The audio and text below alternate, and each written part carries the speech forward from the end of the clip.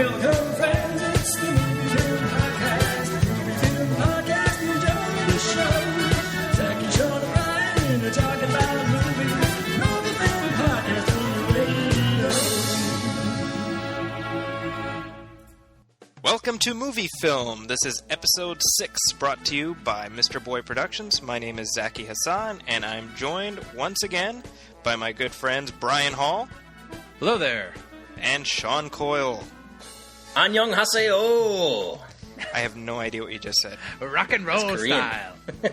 Is that really what that is? Yeah, it's really Korean. Wow. Did you learn that specifically for the show? I did indeed. Wow, man, that's dedication. Yeah, I'm impressed. I applaud that. Right on. So how are you guys doing? I feel like I haven't talked to you in a while. Wait, you didn't really applaud it. I applauded it metaphorically. I want to hear it. Clap. Thank you. Did you hear that? I did. Okay, then. All right. So, what have you guys been up to lately? Work. Yeah. You lead such interesting lives. Work, wife, kids. Yeah. My parents came out to visit. That was nice. Oh, that was nice. Yeah. Yeah. Oh, I went Yeah. out to the Santa Anita horse track. That was fun. Ah. Lost some money. And Brian, I understand that you had a fun little adventure happen to you today, or an anecdote, I should say. Oh, yeah. It was just one of those random things, working work on the Paramount lot. And I was driving my car. And the thing is there's a lot of narrow twists and turns and carts zooming this way and that and people walking around. And so I was taking this corner, trying to avoid some people, so I took it kind of quickly. And next thing I know, there's a guy right in front of me, and it turns out it was Zachary Quinto, dressed in 50s clothes, playing the banjo. So I was like, yeah, so I just zoom around a corner, hit my brakes, and all of a sudden there's Spock playing a banjo right in front of me. Was he in full Spock regalia? No, they're actually finished shooting Star Trek at this point, but they're shooting American Horror Story there. And so he was there for that. He's on the second season of that? Yes. Oh, And it was just one of those things where I was like, well, I'd be interested to know if that will happen twice in my life. Well, if it doesn't, you get to say, for now and always. Almost ran over Spock. Yeah, exactly. With his banjo. With his banjo. So this is kind of interesting. Last time we were talking about Alf, and you mentioned your undying love for Mr. Melmac. I love that guy. Gordon Shumway. Shumway. Literally, I mean, this is just amazing.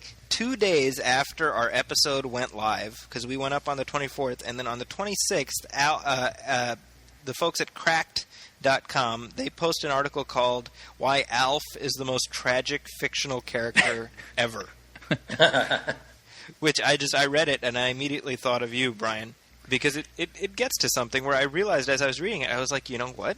He is tragic. He's positively Shakespearean. Yeah. Well, if that show didn't have a laugh track, it would be quite melancholy. Well, I'd be curious to see someone do an edit where they just remove the laugh track and it's just uncomfortable silences.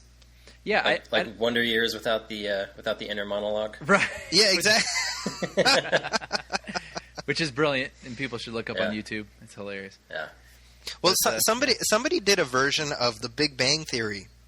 Oh, yeah, I saw that. But all it does is just point out how that show is absolutely not funny. Yeah. Yeah, why is that so popular? Dude, seriously, I tweeted a few weeks ago, because all these people are like, oh, it's about nerds, you must love it. Right. I was like, all right, let me give this a shot. So I watched like 2 episodes, and it wasn't, something clearly wasn't clicking with me. And so I tweeted about that, and people got upset with me. Oh, yeah, I saw that was a long thread. Yeah. I saw that, yeah. People were very passionate about that. Yeah, I mean, whatever. Taste is taste.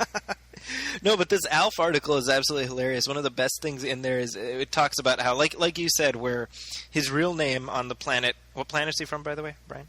Melmac. The planet Melmac. His real name on the planet Melmac is Gordon Shumway. and I love the fact that he tells the Tanners this. He tells the human families with, oh, yeah, my name is Gordon. And they're like, oh, that's nice, Alf. yeah. Alien nice, life boy. form. Yeah. Yeah, well, and it's just like I don't have the article in front of me, so I don't have the exact dialogue. But they kept citing all these moments where Alf would say something sort of about how he misses his planet or tries to reach out to his people, but then one of the humans that he's staying with would crack wise, and then there'd be laugh track, and it's like, oh, forget that sad thing Alf just said. Yeah, yeah, exactly. Yeah, it's really bizarre. Well, and the other thing that's really funny is that they bring up the Saturday morning cartoon show. Oh, yeah, I remember that. The Alf cartoon show, which is a prequel, so it shows his life on his planet, which the show establishes has exploded and everyone on it is dead. Yeah, so it's like Alderaan Chronicles. Yeah, exactly, it's like Alderaan the series, where it'll. Yeah. I mean, you know how it ends, you know. Yeah. So kids will be like Saturday morning, they're like, "Oh, Alf, it's so great," and then they watch the primetime, you know, the tragic post-Holocaust version of Alf. Yeah. Where his unhappy life, where he tries to satiate his depression by trying to eat cats. By eating cats. It's a sad story. Wait, So we were ahead of the curve, right? Yeah. Nice. I figure this is good a time as any to tell this story here. It's a little bit of a tangent, but it involves Alf. And Okay. I don't know when else I will ever share this. But back when I lived in Chicago, I was invited to a test screening. Now, before I ever lived in California, this was super exciting. I was like, oh, I'm going to be a part of the process. I'm going to get to watch something and give my opinion, and this is going to be really amazing. So me and a friend of mine went to a hotel, and it was for TV shows. They're going to show us, I guess, like 3 pilots or something. So we're watching this pilot, and I was like, this is really odd. Like, this show feels like it was made in 1994, even though it was like the year 2000, and maybe even earlier. And it was awful. It was about a guy who like time travels, and then he says something about like, oh, well, I hope nothing happens here at Pearl Harbor, and just like awful dialogue like that. And Oh my everyone in my audience like gasped when that was said, and I was like, okay, all right. And so then they're like, okay, well, now we're going to watch some commercials. And so we watched a couple spec commercials. Then they showed us another pilot I swear was from 1987. And, had like Valerie Bertinelli. But anyway, actually, she is still in shows now. So I guess that kills my point. But that said, it was obviously never going to see the light of day. It was very old. And I was like, what's going on here? Yeah. And then they're like, now we're going to show you more commercials. So basically, it was just a trick to get us to watch a whole ton of commercials and then making us feel like we were being, they did actually ask us what we thought of these TV shows, but it was completely moot. And it's funny now, I wish I had the hindsight, because I would raise my hand back then and stand up to these people and be like, these shows are never going to go to air, are they? You're just trying to get us to test out commercials. And I could see them throwing down their little smoke pellets and trying to run out of there. But anyway, my point of all of this is there was one commercial, and it was just storyboards. So it was just, the drawings, and there was nothing shot yet. But it was of Alf. And he was selling, I want to say it was for like a phone service. I was like, Alf, wow, I haven't seen Alf in forever. So I wrote on my card, it's time. It's time for Alf to come back, or something like that. Like, I'd buy anything Alf is selling. And I think I even raised my hand and said something about, like, I am so happy to see Alf promoting things. I really feel it's time. Wow. And sure enough, like a year or two later, there was all those commercials where he was, I think it was like for some phone service. I don't even remember what it was, but he did. They actually did go ahead with that spec commercial, and Alf became the spokesperson. And I would like to think that I had a little hand in that. Wow. So it's because of you. Partially. I don't know. We'll see. There's a lot of people there. I don't want to take credit for.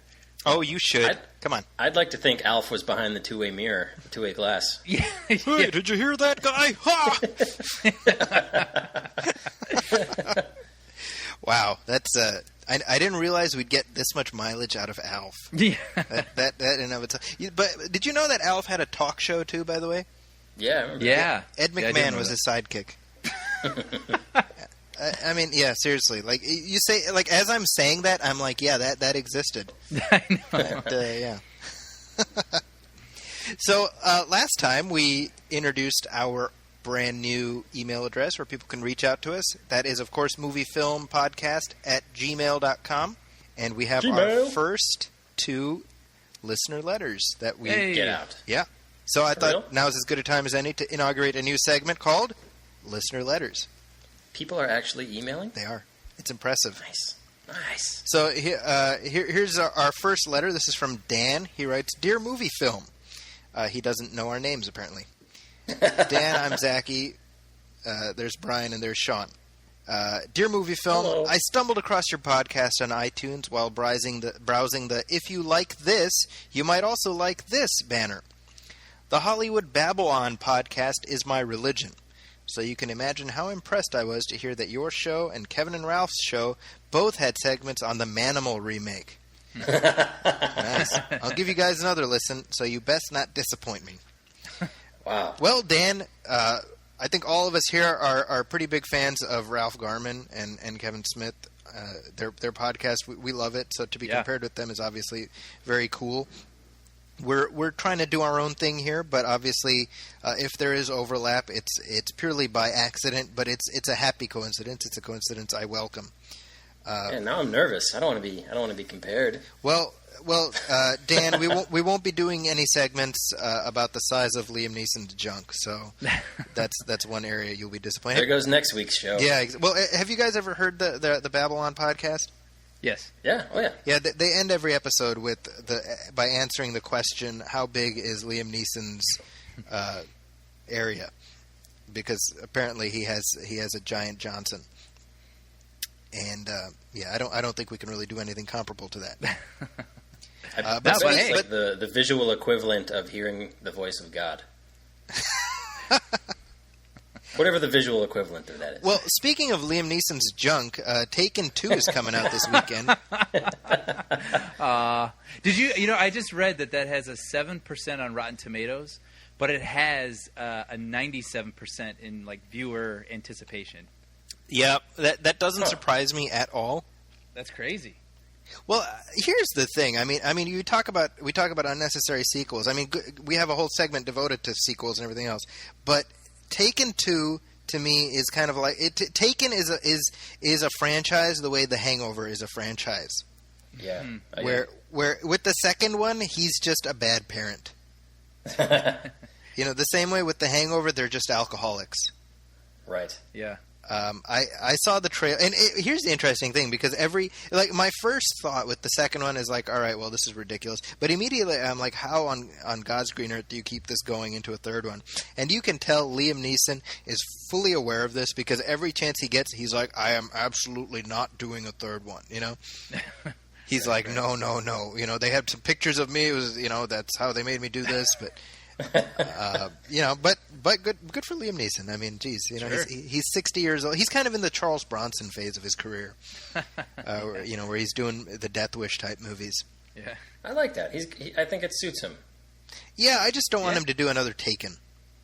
No, I like the first Taken. I didn't see a need for a sequel, but like he was great in A-Team. Yeah. Kicking some ass, and I hear that he's really great in The Gray. Yeah, Dude, well, The the Gray is Grey. just The Grey. Liam Neeson versus wolves, right? If whoever has not seen The Gray, that movie got, I feel, somewhat overlooked, because I haven't met very many people who've seen it. It's very good. Is it? Yeah, I need to check it out. I do Yeah. want to see it. Well, I Joe really liked it. Carnahan, man, he's a real talent. That guy, as far as I'm concerned.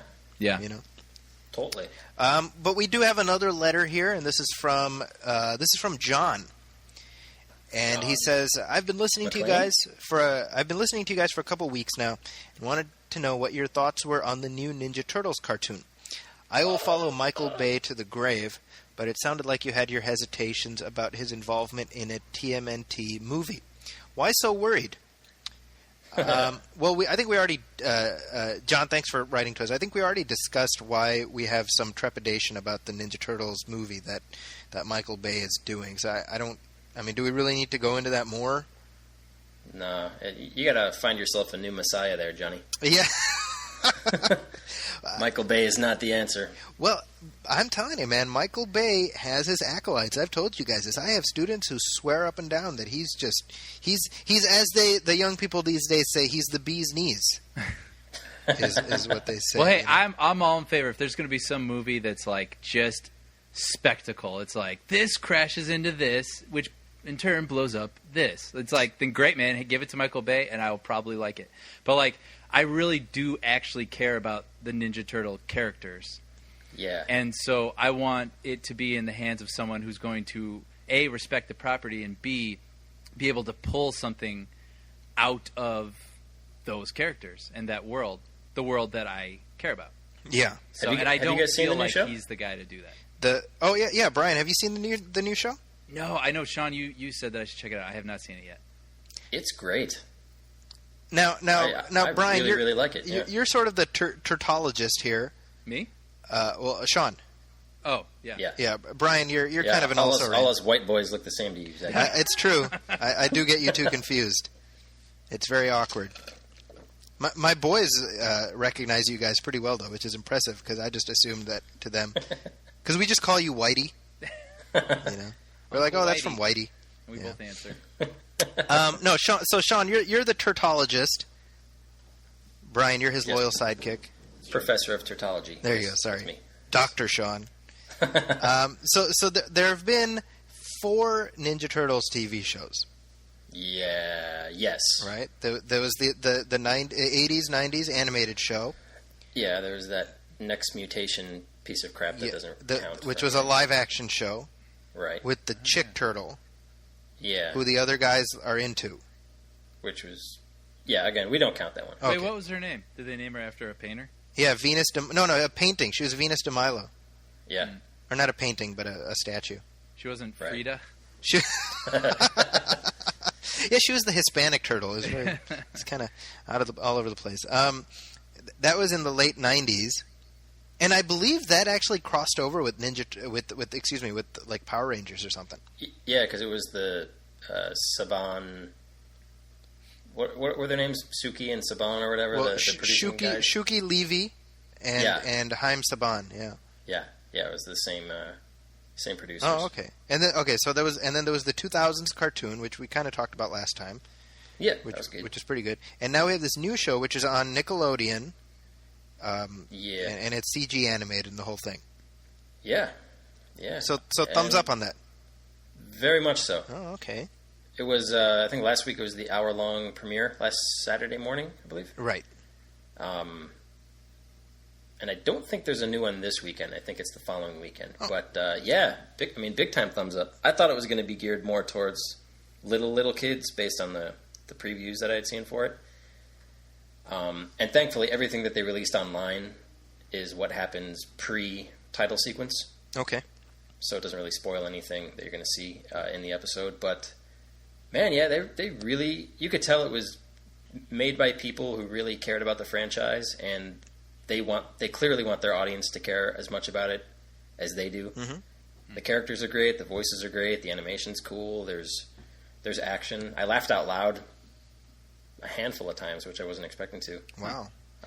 The writing was really good. Yeah, all across the board, I was highly impressed. Yeah, from what Cool. I've Why seen can't so we far, check it out? the animation is very good. Yeah. It's very stylish or stylishly different from like the animated movie from when was it? 05, I think. Yes. Yeah, it's pretty. Which Sean worked on, by the way. That's true. I think we should put that out there. That's one of your screen credits, which I'm sure you're very proud of. Yeah, that was my first screen credit. Is that right? See, that's got to be pretty cool for a lifelong fan to get to have that be kind of your big break, if you will. Yeah. Yep. That's kind of neat. Living the dream. Yeah. Other news. Let's move into some Hollywood headlines. We've got some interesting stuff has been making the rounds this past week, or in the last few weeks, I should say, since the last time we talked. I just read an interview with Patrick Stewart, Sir Patrick Stewart, where he says that he will likely be coming back to reprise the role of Professor X in the next X-Men movie, which is going to be a sequel to X-Men First Class. And that news made me very happy for some reason, because I feel like he should have a chance to redeem himself after the last 2 tries at the franchise. It's amazing. You know, I'll tell you something. It's amazing how that franchise, between X-Men 3 and the terrible Wolverine movie, sort of really went down to the dregs. But just after X-Men First Class, which I just loved, I'm really excited to see what they have coming up next. Yeah. I don't know how you guys feel, but I mean, to me, when X-Men First Class came out, which was not this past summer, but the previous summer, to me, it was like the best comic book movie I'd seen since The Dark Knight. I mean, as far as I was concerned. Yeah, it's by far the best X-Men movie, in my opinion. Really, even better than the second one. Yeah, I mean, to me, it felt more like an X-Men movie and a comic book movie at the same time. Like it resembled, on screen, resembled most of what I remembered loving reading when I was growing up. See, Those sort of. It's interesting that you'd say that because I mean, it changes so much from the comic books.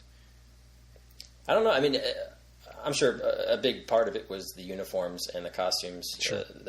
And the characters that they chose. Like having Banshee in an X-Men movie, that was really, really cool for me because he very much represented that era of X-Men books that I grew up with. Right. Yeah, like I thought the Magneto backstory and the Professor X backstory, all that stuff was so great. And if there was one gripe I would have is that maybe we didn't spend enough time on the rest of the team doing team stuff.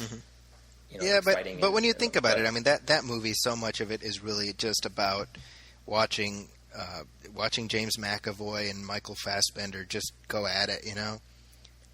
Well, what's going to be interesting is when I heard about the sequel and how they wanted to do the Days of Future Past storyline, Right, which is what the movie's going to be called, by the way, Days of Future Past. Yeah. Yeah, and as much as I loved First Class, like I kind of scoffed a little when I heard that news because as a fan of the X-Men comic books, like as a reader, you've earned that moment, that jumping into the future and seeing what happens to all your favorite characters. You've been a part of the journey for a long, long time, and you've invested a lot of time in these characters. Right. So for that to be part 2 to First Class, Yeah. has me a little worried because it's like, we didn't really learn enough about the rest of the characters in the first movie. Yeah, But then hearing all this stuff about how they want to possibly tie it into all the other movies, right. that just scares the bejesus out of me. Really? I mean, I think I'm interested by that. I mean, I'm kind of like, yeah, what else can you do? I don't know. I mean, for me, it's like you're taking one of the coolest and most beloved X-Men comic book stories of all time, and like the notion that you want to somehow retroactively connect the dots of what eventually became this colossal mess of a movie universe.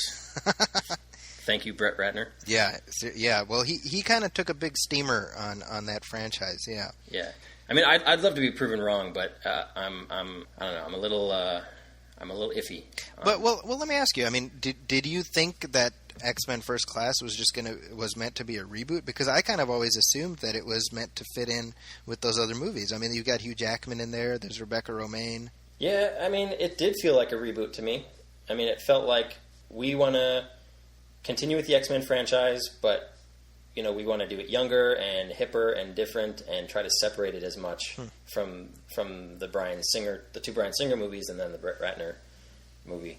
See, here's what I would say. Honestly, and I haven't rewatched X-Men 3 in a while, but based on what I remember about that film, it feels like X-Men First Class is a prequel to the 2 Bryan Singer movies and ignores X3 and the Wolverine movie. That's kind of what it feels like to me, just because Bryan Singer was on board as a producer, and maybe he's just like, whatever, those guys, I don't have anything to do with those other movies. I don't know. But I will say this. When I look at James McAvoy, I can totally see him becoming Patrick Stewart. Oh, absolutely, yeah. But when I look at Michael Fassbender, I absolutely do not see him becoming Ian McKellen. So I'm curious how they managed to pull that off. Now, Brian, what do you think? What are your feelings on this? You're not as attached to the comic book, like the source material, as we are. Like, what's your take on Bryan Singer's involvement? Is that a plus or a minus for you? Like, what are your thoughts on that? I mean, because he was involved with the First Class, right? Yeah, he was a producer. Yeah, Right. because I mean, the ones I've only seen the third one once, and I wasn't crazy about it, but I really still today dig the first and second one a whole lot, and I mean, his style of filmmaking comes into play that also. I just like the way those movies even looked, but Right. I think he seems to have his hand in the ones that I enjoy the most. So I think it's cool. Yeah, I think that Bryan Singer leaving that franchise ended up damaging X-Men, and then it kind of ruined Superman for a little while. So he managed to sort of ruin 2 franchises by virtue of leaving. I think Right. in hindsight he realizes that, which is why he's come back and he's involved with the First Class series. I don't think he's involved with the Wolverine movies, which they have the sequel to that coming out, the Wolverine. Yeah, with the Silver Samurai and Yeah, and that's directed by James Mangold, who's a great director. So I mean, I'm pretty That'll be optimistic interesting, about that too. Yeah, my only when it comes to the X-Men First Class sequel, I'm really hoping that they bring back Henry Jackman, who did who composed the music. that score is amazing. It's a great score. My theory about this, though, and this is completely irrespective of actual facts, and I refuse to disavow myself of this, I'm convinced that Henry Jackman is actually Hugh Jackman's nerdy little brother. And basically, Hugh Jackman shows up on set, and he's like, right, here's my brother Henry. He likes music. He likes to write the music. You're going to hire him. Say hello, Henry. Hello. Yeah. That has no basis in anything, but that's like my story. And I picture Hugh Jackman kind of wielding like a lumberjack's axe for some reason. Right, here we go. But another Fox property, which is also came out the same summer as X-Men First Class, is Rise of the Planet of the Apes, or I guess just Planet of the Apes. And they have the sequel to that coming out, Dawn of the Planet of the Apes, which I'll be honest is kind of a redundant title to me. When you have Rise of the Planet of the Apes followed by Dawn of the Planet of the Apes, it feels like the next one after that is going to be like Awakening of the Planet of the Apes. Emergence of the Planet of the Apes. Yeah, seriously, we're going to have like 6 movies that have just kind of the same title, basically. So it feels it's like saying the 6 a.m. of the Planet of the Apes and the 6:15 of the Planet of the Apes. Right, but they've actually come to think of it. I don't know if did you guys even see Rise of the Planet of the Apes? I did. I did not. You did not. Well, Brian, what did you think of it? I liked it. Because I don't know if I would have ever even watched any of the older films, and not because not interested in them. They just haven't been on my radar at all. Yeah. And it's because of you, since you're such a big fan of the series. I was like, if I'm going to be a friend of Zacky's, I have to see this film. And the original Charlton Heston Planet of the Apes, and I really enjoyed it a lot. And so Because he forced us to watch him. I did. No, so then I really, I went into the one that came out, Rise of the Planet of the Apes. Just, I don't know, not expecting much, to be honest. Because I don't think anybody was. Yeah, I mean, I didn't know what modern filmmakers would do with that story, and if it would. What surprised me and why I liked it was because of all the heart it had, and I genuinely felt something for the character of Caesar. Yeah, and it's a really good movie. So I look forward to furthering that story. Well, so originally they had a deal in place with Rupert Wyatt, who directed it, to come back and do the sequel, but he said he couldn't make the release date, which is a little weird to me because it's Memorial Day 2014. Okay, now. Like, it's like, dude, how much time do you need exactly? You know what I mean? Yeah. What else is he doing? Because he had like 10 months to put the first one together. So honestly, it feels like there's a little something more to that story than they're letting on, because that doesn't pass the sniff test to me. Well, maybe he thought they said 2013. He's like, 2014? What? When he reads that in Variety. Yeah, son of a yeah. Oh no! He's like pounding on the door, you know. Yeah. But yeah, so they signed Matt Reeves to direct it, who he did Cloverfield. Oh, right. And he did Let Me In. Let Me In, yeah. Now, I haven't seen Let Me In. It's good. I have seen Cloverfield, and I vomited after seeing it. So I'm like, okay, well, if this new Planet of the Apes is shot entirely through a handy cam, we have a sense of what it'll look like. But yeah. It's like Caesar's like POV, you know. His video blog of like the apes conquering the earth. Then we know what it'll probably look like. But Brian, you have seen Let Me In, right? Yes. So what's the word on Matt Reeves? I need you to reassure me. Now for those of us who are out there listening, you have to realize that Planet of the Apes to me is like the way many people think of Star Wars and all this other stuff. That's Planet of the Apes for me. So it's very near and dear. So I need reassurance. I like Matt Reeves a lot, actually. I really liked Cloverfield, and I know some people didn't like it, and I think that had more to do with them not necessarily liking the characters of that film, and I wouldn't disagree with them there. But I really did like what he accomplished with Cloverfield. Okay. And then Let Me In, is based on the or a remake of the Swedish film Let the Right One In, Right. which was very, very good. And so I think a lot of people were wary about why that remake would even exist. And I think I'd probably prefer the Swedish version. He did a really good job, Matt Reeves. Just uncompromising, great style, and a lot of heart to a somewhat cold story. Mm-hmm. And cold themes, I guess, rather, not story. But yeah, good with characters, good with visuals. I'd really be interested in what he'll do with the Planet of the Apes. Well, Brian, See, do you just say that you like the Swedish version better so that you sound smarter? no, you know what? I think inevitably you're going to like the version you saw first best, and that was the one I saw first. It's true. I've had people tell me they prefer the Tim Burton Planet of the Apes. Yeah, and those Because people they have saw it never first? been heard from again. That never happened. They disappeared into the ether, never to be seen or heard from again.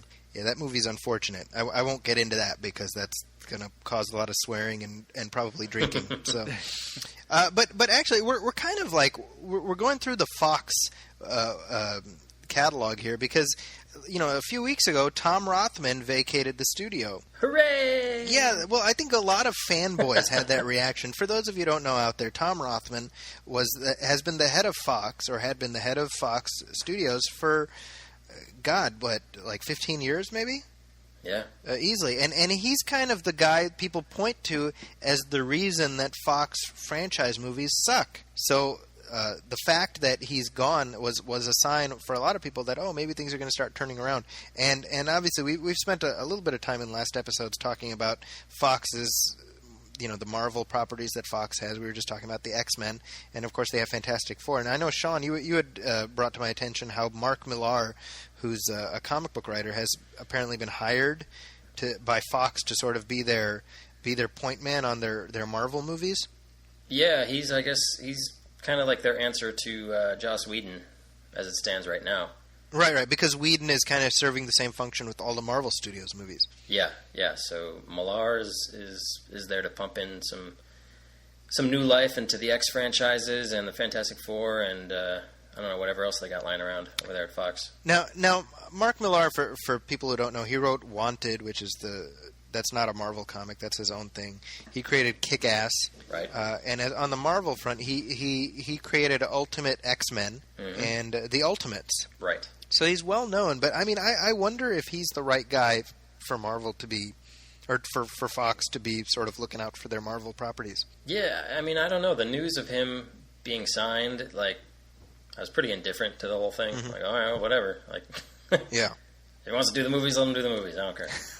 I don't care. Whatever, man. I mean, I guess for X-Men, it's good because he probably already has a working relationship with Matthew Vaughn because of Kick-Ass.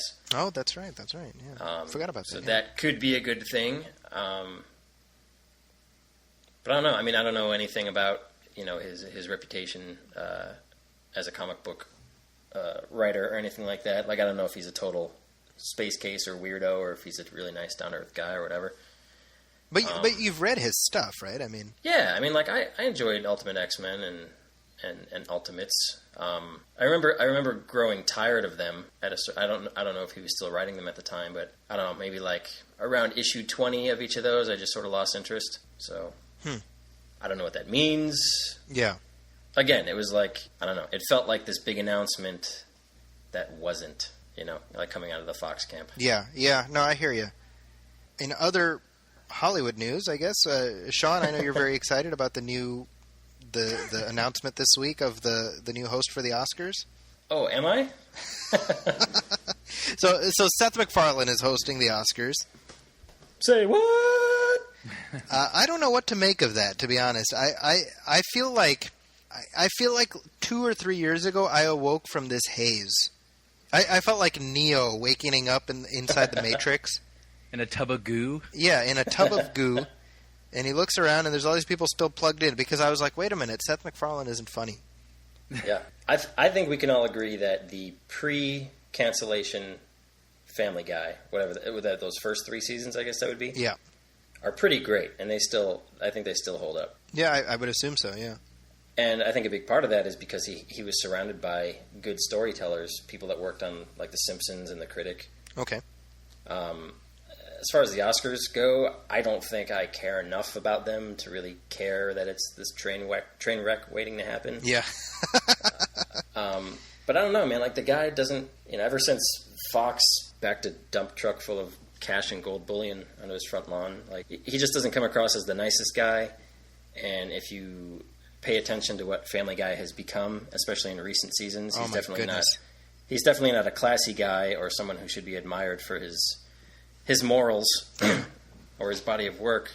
But at the same time, I'm not going to fault him because, people do like Family Guy and American Dad, and Ted made $1 bazillion at the box office. So there's clearly an audience for what he does. Yeah. It's just not me. I hear, by the way, that Ted is one of the reasons that Tom Rothman got shown the door, because he turned it down. Really? And so it went to Universal. I hear that, and it went to Universal and made, like you said, buku bucks. Yeah. And I hear that's one of the things they pointed to. Yeah. And Seth was already in the Fox family, and he snubbed him. And yeah. I mean, and to be honest, that in hindsight, that's definitely like, yeah, dude, what were you thinking? But you just gotta wonder, like, is what he does and what he's best known for, is the audience that tunes into the Academy Awards and specifically the people that are there, like, is that, are they going to be receptive to that, or is he going to be, is he going to clean it up and become a sellout to all his diehard fans? Well, it's interesting because the Oscars, they're trying, aren't they? Like, they're really trying to do something different, and it hasn't been working. Well, I don't know how they'll come, how they'll match the creative high of James Franco and Anne Hathaway. that was a dream. That was physically painful. Yeah, that was odd. My theory, and I wrote this on my blog like 2 years ago when that happened. I'm convinced that James Franco was engaging in this elaborate piece of performance art where he wanted to drive Anne Hathaway slowly insane. I seriously, truly do believe that. I believe there's some truth to that.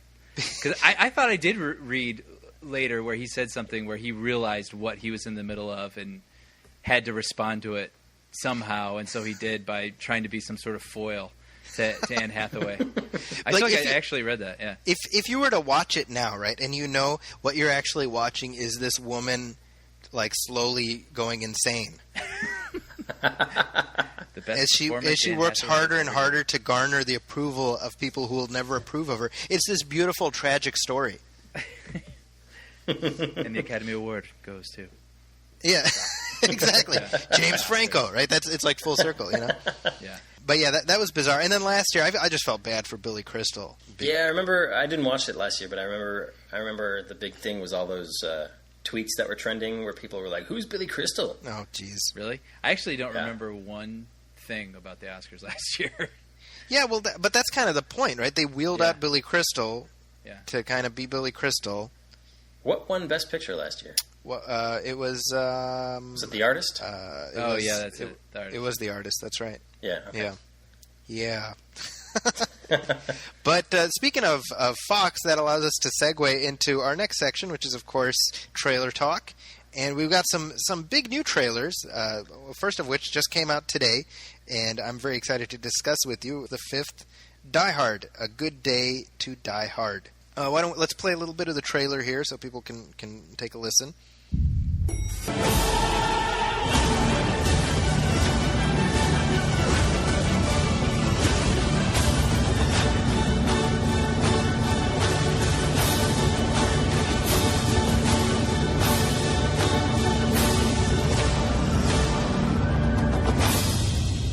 The 007 of Plainfield, New Jersey. Okay, so what do you guys think? Boom. Yeah, I love the Die Hard movies. I feel like with 4, I can't remember. I know, Sean, you're cool with it. Zach, I'm pretty sure you're cool with it. I just don't like it. I don't know what it is. Like, I can tolerate it when it's on FX and I have 30 minutes to kill before something else is on. But something about it just feels like generic action movie 6 or something with Bruce Willis in it. Yeah. So I had sort of like written this off like, oh, there's gonna be Die Hard 5. Like, I don't even care. But like, I really liked this trailer. I thought it was really cool. I don't know. Like, the action looks good. Willis looks smirky, which is always good. And I don't know. Yeah, I was kind of into it. I thought, there is a little bit of the cheesiness I felt like from 4 with the sexy motorcycle girl. Oh, I noticed Like, that. Yeah. It was a little weird. I mean, I'm not complaining. I'm just saying I don't know if that's to like balance out like naked William Sadler from Die Hard 2 or whatever. They're still paying. making up for they're it. paying the freight on that still. Right, 20 years later. Yeah, but I thought it looked pretty cool. I got to be honest. I've seen Live Free or Die Hard a couple times since it came out, and I always enjoy it. And I take some grief about that because people sort of treat it like Terminator 3, which I also like, by the way. Yeah. But Well, that's interesting because I think I feel the same way about Terminator 3. Like, it's okay, I'll watch it if it's on TV, but I don't necessarily like it. But that's funny. That's like we feel the exact same way about those two films, comparable, I guess. Well, it's one of those things where I feel like by the time we got to Die Hard 4, it was pretty much resting entirely on our love of Bruce Willis as that character. Yeah. And so you watch it to see Bruce Willis be John McClane. And I feel like that lets you forgive a lot of stuff. Or at least that let me anyway. Yeah, it's not a perfect movie by any means. But yeah, it's like what you're saying. It's like getting the band back together. Yeah. And in this case, it's a one-man band. Yeah. If you were to watch just Die Hard 1 and then jump ahead to Die Hard 4, we've talked about this before, you'd be like, right. did John McClane turn into a cyborg like between movies? Because he's jumping from a Harrier jet to a highway to he's like a superhero. So all of that notwithstanding, and Timothy Olyphant, who is a great actor by the way, is not necessarily a great villain in that movie, but it's just so much fun to see him. And I was thinking purely by chance, actually, this is very random because yesterday morning they were showing Die Hard 2 on TV, and Die Hard 2 I think is it's kind of a step down from the first one, but it's still good, Yeah, it's really good. And it's just like, you love that character, it's such a great, indelible, iconic character. And so they were showing Die Hard 2, and I was like, man, I'd love to talk about Die Hard on tomorrow's show. And wouldn't you know, they released the trailer for Die Hard 5 today, so we got that chance. I think I didn't mean to cut you off. No, go ahead. Your thought. I think you were about to touch on it. This trailer, like for me, Valentine's Day can't get here fast enough. I think part of what is so fun about this trailer is that it looks like he's gone back to just kicking the crap out of a bunch of terrorists rather than in Live Free or Die Hard just fighting a crazy computer hacker. So it almost feels like old times in that way. Yeah.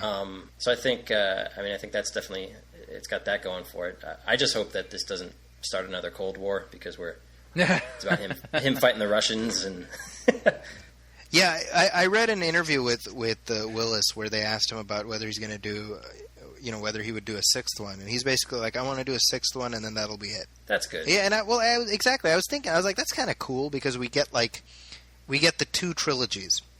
Yeah, we get the young John McClane trilogy and the old John McClane trilogy. Right. I think that's really cool. So yeah, I'm definitely looking forward to it. I think, but honestly, I'm an easy lay when it comes to a Die Hard movie. Absolutely.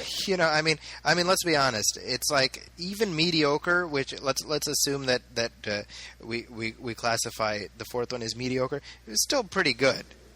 It's very entertaining. I think, and I'm with you, Zachy. Like I can forgive a lot of the problems with the fourth one. Yeah. But I think what it's really lacking is like the supporting characters in the other movies are so great. Like in the first one, you've got what's his name? The principal from Dwayne T. Robinson. Yeah, what's the actor's name? Oh, it was Paul Gleason. Paul Gleason. Yeah. The late Paul Gleason.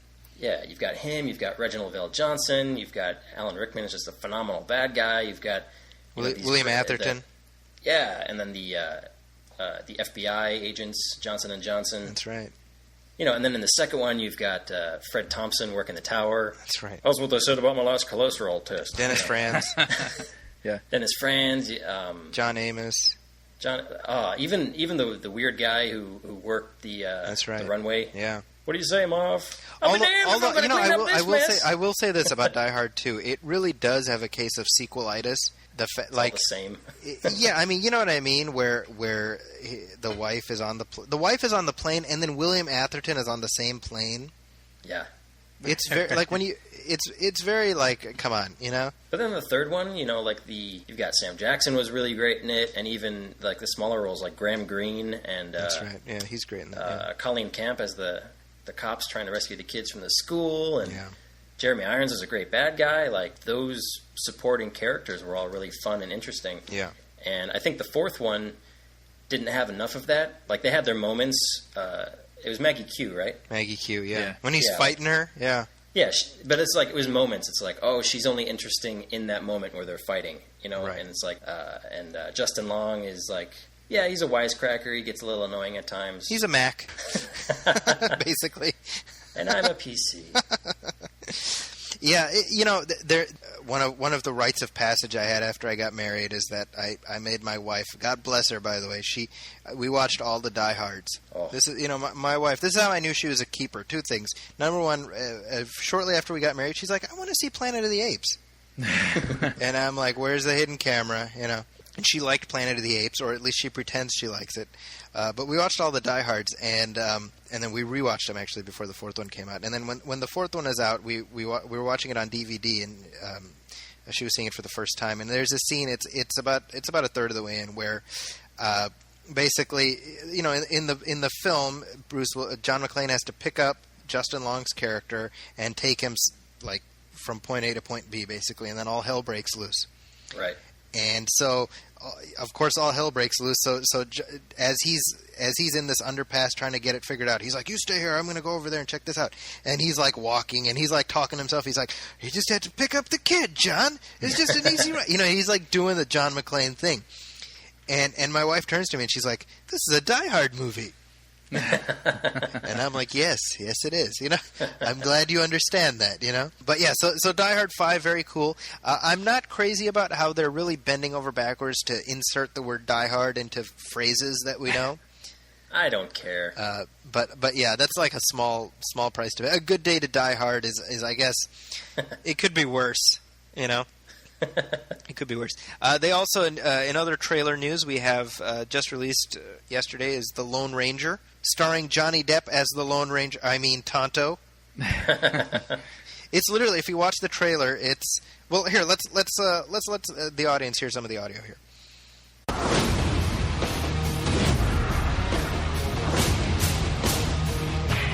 There come a time, Kimosabe,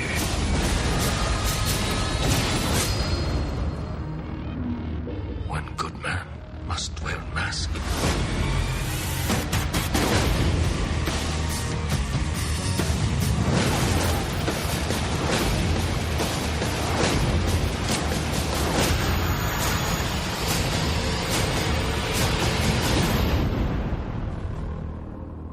Okay, so if you see at the end of that, it says Johnny Depp, Army Hammer. Yeah. I don't know, guys. I'm kind of on the fence about this. I think Brian, you're a little more excited about this than I am. Yeah. I wouldn't say excited necessarily, but I liked the first Pirates movie. I thought it was really fun. It kind of came out of nowhere, and I was like, this is actually like a good, enjoyable adventure film. And then every pirate film after that became so overstuffed. Every film in that series. It became like so much that it was basically just visual and audio white noise. Okay, you know what I mean? It was just like, and so I was half expecting that out of The Lone Ranger, because I had also heard, you know, reports about how the budget was insane and there was like werewolves in it and just all sorts of craziness. And I was just expecting a lot of CGI looking sort of stuff. So when it was, you know, like trains and there's those guys meeting in that train car and it gets all shot up, and a lot of clever sort of visuals, like when the train was getting unhitched and it reveals Depp as Tonto there, you know, having been a part of that, hiding there or something. I was just like, this looks cool. It looks like an adventure movie. You know, I don't want to see some spectacle that's so loud and noisy that it's just I stop caring about what's going on. Like, I want to see an adventure film, and this looked like an adventure film. Yeah. Yeah, I agree. Were you guys aware of how the original idea it was conceived as being more of like a Princess Bride kind of story? What do you mean? No, yeah, but Like how it was going to be, I don't know if it was Johnny Depp telling the story to his kids, but it was basically like somebody reading the story of, or like telling the kids the story of the Lone Ranger and Tonto. And it was going to be one of those things where like the story would readjust itself like in the moment. You know, like the guy would be like the guy would be reading it to his kids, and the kids would be like, "It wasn't a riverboat, it was a train." And then all of a sudden, he's like on a train instead of a riverboat. I don't like that at all. So that There's just no reason to do that. Yeah, and now like what you're saying, Brian, it looks like it's like Pirates in the Old West, just a crazy over the top adventure. Yeah. Yeah. I personally was a little. I'd like to see some more footage. I felt that it was a little shortchanged, mainly because it was like 20 seconds of Jerry Bruckheimer logo at the beginning of the trailer. In like a 1 minute trailer. Yeah, it's what I get out of it is it's basically it's a vanity project for Johnny Depp, which I don't necessarily have a problem with. I mean, he's a good actor, but it's like, does he just like want to? Does he just seek out roles where he's like, oh, I get to paint my face up? Because that's what it feels like, Yeah, my brother Well, who saying- doesn't. Just real quick, I was saying, my brother who doesn't follow film news very closely. We were talking about the Lone Ranger, and he's like, "Oh, well, at least he said that. Like, at least Johnny Depp won't be doing something like crazy, and he'll stop wearing the white makeup." And I was like, "Oh, hold on!" And I pulled out my iPhone. I was like, "Oh, Dan," and showed him that first teaser picture where he's got the crow on his head. And That's right. That's Weren't hilarious. you saying that, didn't you say though, Brian, that he spent time with a Native American tribe? Yes, because someone was saying, a friend of ours was saying that he thought that people might get offended and maybe, some Native American groups might be up in arms over it. But yeah, I had read that before they even started filming, Depp had met with certain people. Possibly, I don't remember, but maybe the tribe that's represented in the movie. But yeah, he spent time with them. They approved of everything. They thought it was cool. I think they even accepted him into their tribe. They're all pals. So. Did they give him like a native name? I can't think of anything clever enough this time. I think he's part Native American too. I think, or that's like, or is that just something he says? Like, I'm 4/15 Cherokee. I saw the I'll be honest. I saw the trailer and I had. It does look better than Pirates, which I've only seen the first one. Did you like the first one? I didn't dislike it, but I left it in the theater. And I'll be honest. When the sequel to Pirates came out, the second, what was it called? It was Dead Man's Chest, and this is 2006. When Dead Man's Chest came out, I remember this. I was in Chicago, and I was at like an ice cream joint, like the night that it opened, and there were people walking in pirate costumes and stuff, and they're like, "Oh yeah, we're going to the Pirates movie after us," and I'm like, "What the hell?" So because I was just completely disconnected from sort of the zeitgeist, and then it comes out, and it's the number 1 opening weekend of all time at that time anyway, and that was literally the first time where I felt like I don't get it. Yeah. Like I didn't understand it at all, because I was like, this is okay. This is number 1 weekend of all time material. I didn't see it, and I feel like even more so the more they keep going, because I'm assuming they're going to do a 5th one. Right. They are, aren't they? Well, I mean, I believe so. Yeah. The last one made $1 billion worldwide, so one would assume. Okay. I mean, I remember the trailer for the 4th one. Did you see the 4th one, Brian? I did. Okay, what did you think of it? I didn't mind it. Okay. I like the first one. Like, I genuinely liked the first one. Didn't like the second one. Wanted to leave in the middle of the third one, and I thought the fourth one was fine.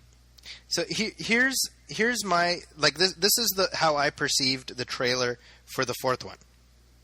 Action, action, action! Action, action! Jump, jump, jump! Shoot! Right? That's it. It's like Johnny Depp is getting paid $50 million to literally be drunk on screen. Yep. Yeah. I don't doubt for a second that there's actual liquor in the bottles that he's swigging from as Jack Sparrow, So good for him if he's able to cash out on Jack Sparrow. I read that he's made – actually, I didn't read. I wrote an audiobook or an ebook, excuse me, about Johnny Depp, which you can download off of Amazon. Plug.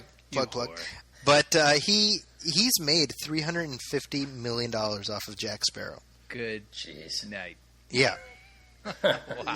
So I mean, I can't even be critical because it's like, dude, And he seems like a pretty cool guy, by the way. Like where he didn't like some kid Yeah, that write was him great. and want him to visit his school and like in character, and he did. I mean, I know. That's something. That's pretty cool. yeah, yeah, exactly. I mean, I'm not being critical of Johnny Yeah. Depp at all Yeah. as a person. I mean, geez, I think out of many of the stars in Hollywood, I think he's one of the more grounded, normal ones. Even though he's worth the GDP of like a small country. Right. Well, I wonder. You talk about these people dressing up and going to midnight showings, and I mean, are these people actually following the arc of this story? Like, did they actually care about the Keira Knightley character and the Orlando Bloom character, or is this just like we get to watch Johnny Depp be funny for like 2 hours and 50 minutes? Well, we talked last time about how Orlando Bloom is basically the modern day Mark Hamill. So I think that answers that. Yeah, He's like Somewhere the Mark perpetual Hamill second just went, banana. Hey. yeah. So like, if it actually turned out to be a good movie, that'd just be a bonus because they're just there to watch Depp it up, Dep it up. Exactly. Depp it up to the streets. That's right. Yeah, I mean, basically, that's there is no Pirates without Johnny Depp. If Johnny Depp tomorrow is like, you know what, guys, I'm done. I don't want to do a fifth one. Well, they can't revive the series with, and now the Adventures of Will Turner. Right. Because people aren't going to watch it. Right. That's just the reality. So he's got Disney by the brass ones because that's the position every actor wants to be in. I know. I was thinking that, like, if you grab Disney by the balls, it'd probably make that noise. Hey, what the hell are you doing? You freak!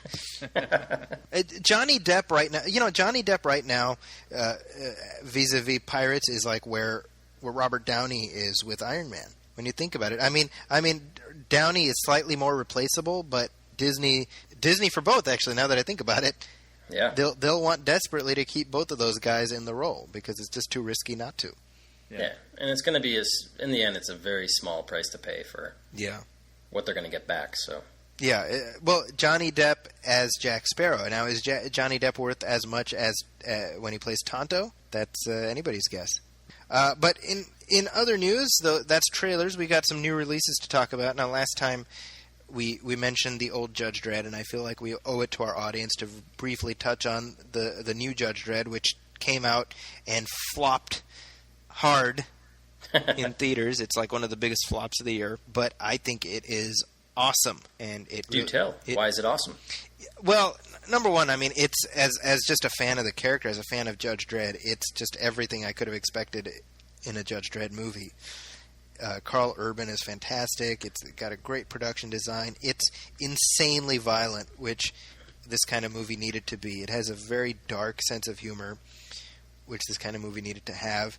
And it's just, I mean, it's one of these movies that it just bums me out that nobody turned out. I mean, this was essentially ignored based on how little money it's made. I mean, it came out a week and a half ago. I think it's coming out on DVD like next week, basically. Is it Punisher Warzone violent, or like what is it, cartoony like that, or is it just brutal? It's brutal. I wouldn't say it's cartoony, but it's brutal in a way where you're like, slow applause, like, that's quite clever how you eviscerated that person, you appreciate it on that level. I would definitely recommend you guys check it out. Now, how did this one do in the UK? Because this has only made like 10 million domestically or something really small like that, right? It's made a piddly amount of money. Yeah, I mean, how did this do in the UK? I am curious about that, actually. Let me look that up. I'll find out how much it did. But yeah, the baseline that they had put out there was that it needed to clear something like 50 million domestically here in order to make a sequel happen. Does he take his helmet off in this movie? He does not, which is huge. And what I really appreciated is that Carl Urban just gives it his all. You know what I mean? He really, you can tell he's just passionate about the character. Yeah. So as it stands right now, let's see. It's against a budget of about 50 million. It's made a little over about 22 million worldwide. Wow. That's so far. So one assumes it'll finish out at maybe 30 million That ain't so good, huh? No, and I have a feeling it'll end up in the black once you factor in home video and stuff. I think it'll do very well on home video. Right. But it's hard for me to figure what they did wrong, to be honest, because they, unlike a lot of crap that Lionsgate releases, this is actually a pretty good movie. Yeah, but what was really the demand for it? You know, like Yeah. who? I mean, I'm sure it's a fine movie, but like, who really cared? Yeah, they didn't do enough to make the non-audience care. Right. You know, which is obviously a big problem. Yeah. But another actually, speaking of comic book movies, another release I wanted to tell you guys about, which is specifically because of what we've been talking about in the last few episodes. You guys need to watch The Dark Knight Returns. Yes.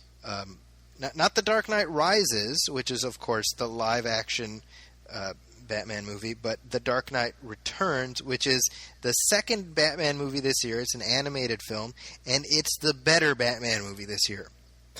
Really? Yeah, it's The better Batman movie, you say? It's a better Batman movie. Yeah, it does a lot of the stuff that Dark Knight Rises attempted to do, which is, I mean, that's appropriate because The Dark Knight Rises is inspired by The Dark Knight Returns comic book, Right. which in turn inspired The Dark Knight Returns animated movie.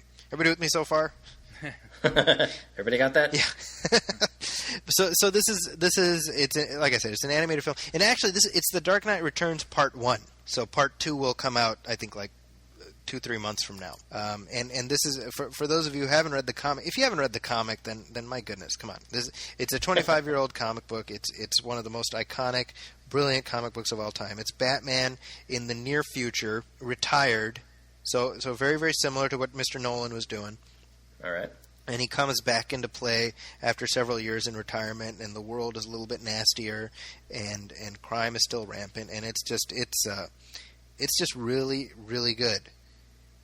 They roped in Peter Weller, who is best known as RoboCop. They roped him in to do the voice of Batman, and he's got this sort of weathered, world-weary voice, and the way that the character is designed, where he's just big and hulking, really well done. And when you factor in the second part, like this movie is about a little under 90 minutes. I think it's like 75 minutes. You factor in the second part, another 75 minutes. You've got like a 2.5 hour epic.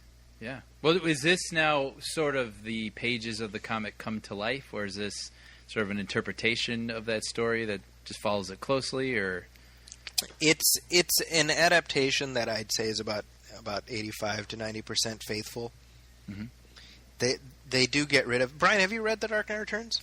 I have. It's been years, but it's I been have a while. read it. Yeah. I mean, what that book is probably most known for is the narration, the first-person narration, which is by Frank Miller. Frank Miller wrote and drew the comic, by the way, and it's very, if you've seen Sin City and if you've seen The Spirit, I feel, you have my sympathies. But Frank Miller is known for this kind of tough guy sounding narration. Sin City is just full of that, and I'm kind of burned out on that style of storytelling. Right. So what I appreciated actually about this film, and some people didn't like this, but I actually did, is that they didn't include his narration. Mm. So the story just plays straight ahead, and I actually preferred that because it lets the story play. And there's some really beautiful stuff in there, like, there's a subplot in there about how Bruce Wayne basically pays for Harvey Dent, a.k.a. Two-Face, to have reconstructive surgery done, and how that doesn't end up turning out so well. And it's this beautiful, tragic storyline that underlies, the main story. And then in the background, we have something going on with the Joker that'll come into play in the next part. And in the next part, we see Superman come in, and there's kind of the final battle between Batman and Superman. It's a great story in the comics, and to see it really done justice on the screen, even if it's not in live action, it's almost done more justice by being an animation, is so rewarding. And literally every qualm I had about The Dark Knight Rises just came bubbling right back up to the surface after watching this. Because they just nailed it so well, So I'm looking it up on IMDb, and the voice of Alfred was Michael Jackson. Yes, and I'm not even going to click on the name because from Beyond the Grave. I assume it's the Michael Jackson we're all of course aware of. Yes, Master Bruce. You're too old to be doing this. Hee hee. I don't like that Joker. He's ignorant. Good times. Yes. Other new releases, very quickly. Wait, real quick. When does Part 2 come out? I'm actually not sure. It said winter of 2013, so I would assume that that's like January. All right. You don't get to be winter if it's February, right? I don't know. When does spring start? Brian, make yourself useful. End of March. There we go. So it could be January, February, or March. Thank you, Brian. You're welcome. I feel like I just like poked Brian with like a stick, and he's like, "End of March." I thought you were asking about my birthday. What was the question? Fortunately, they coincide. One other new release that I saw, actually, well, two other new releases, but one that I saw yesterday, which again I highly recommend. I got to see an early screening of Argo. Lucky. Yeah, well, you guys are going to really enjoy it. It was very, very well done. I really like Ben Affleck as a director. Yeah, I was very curious about this one. Well, Ben Affleck in just 3 movies has become, as far as I'm concerned, one of the best directors working today. Like, I will watch a Ben Affleck directed movie. Yeah. Wow, that's amazing. Yeah. I mean, and that's the honest truth. Like, I was literally thinking about this on my way home. I was like, the same way, Christopher Nolan has a new movie. We should go see it, right? I feel the same way about this, Right. But one thing I did notice, I remember a few weeks ago we were talking about Ben Affleck, and I mentioned the size of his head, which I do think is slightly more gigantic than the rest of his body. But I might have figured out the reason I perceived that is because actually his arms are too short. So you just saw Argo. Yes. And this is what you're gonna. That's what you. His arms are too short. That's my takeaway. Ben Affleck's arms are too short when you compare it to the rest of his body. Say something nice about the guy, Saki. He's very handsome. He is handsome. Okay. In a big-headed, short-armed kind of way. Did he have anything? I have a question. Yes, sir. Question.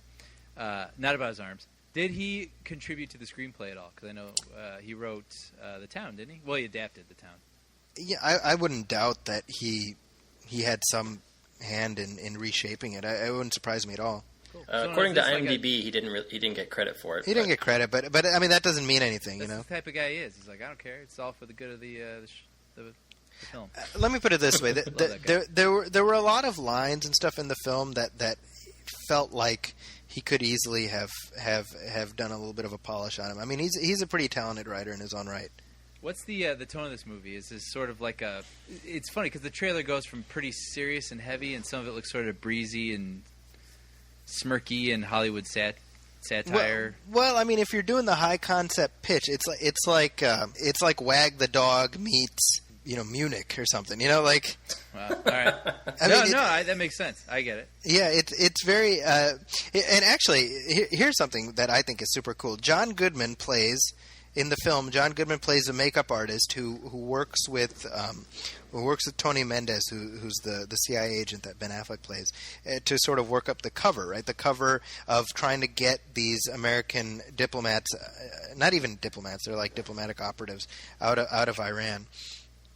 And the man that John Goodman plays is John Chambers, who I'm very familiar with as the man who designed the ape appliances for Planet of the Apes. Oh wow! Full circle. Yeah. I mean, it's pretty impressive. So in the movie, it took every ounce of restraint I had. Like I was clutching the sides of my seat and kind of like biting my lip, not to yell out "Planet of the Apes!" He's the guy, it's him. But they made him look like him too. It's pretty impressive, and it's kind of like. It's this neat little untold story about the guy who created Cornelius, That's pretty cool. Very yeah. cool. Very cool. And Alan Arkin, I'll be honest, you watch this movie, and you guys will feel the same way. When it ended, I was like, it's sewn up a Best Picture nomination. That's like a given. Wow.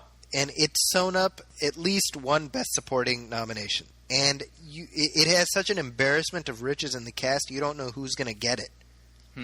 Because you got John Goodman, Bryan who's Cranston, fantastic. right? What's that?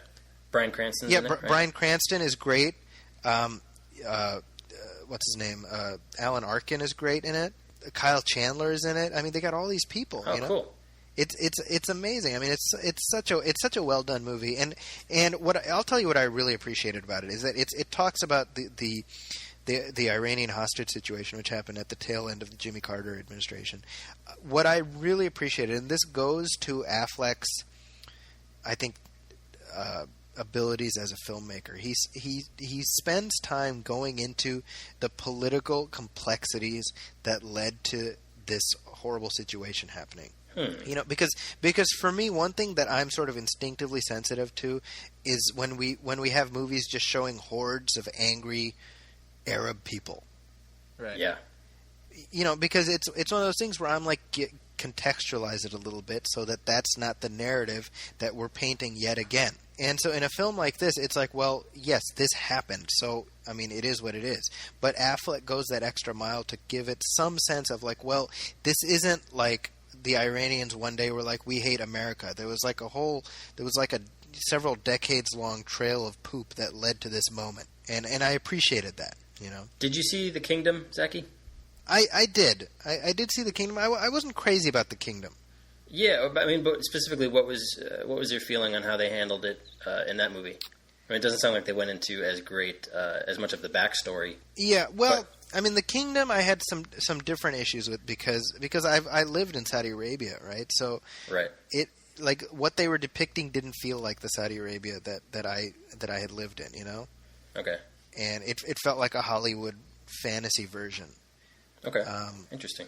To be perfectly honest, I don't remember enough about the film to go into too many specifics because I saw it like, you know, in early 2008. So I really don't remember it. I thought the performances were good. I just, you know, I'm instinctively I'm always wary.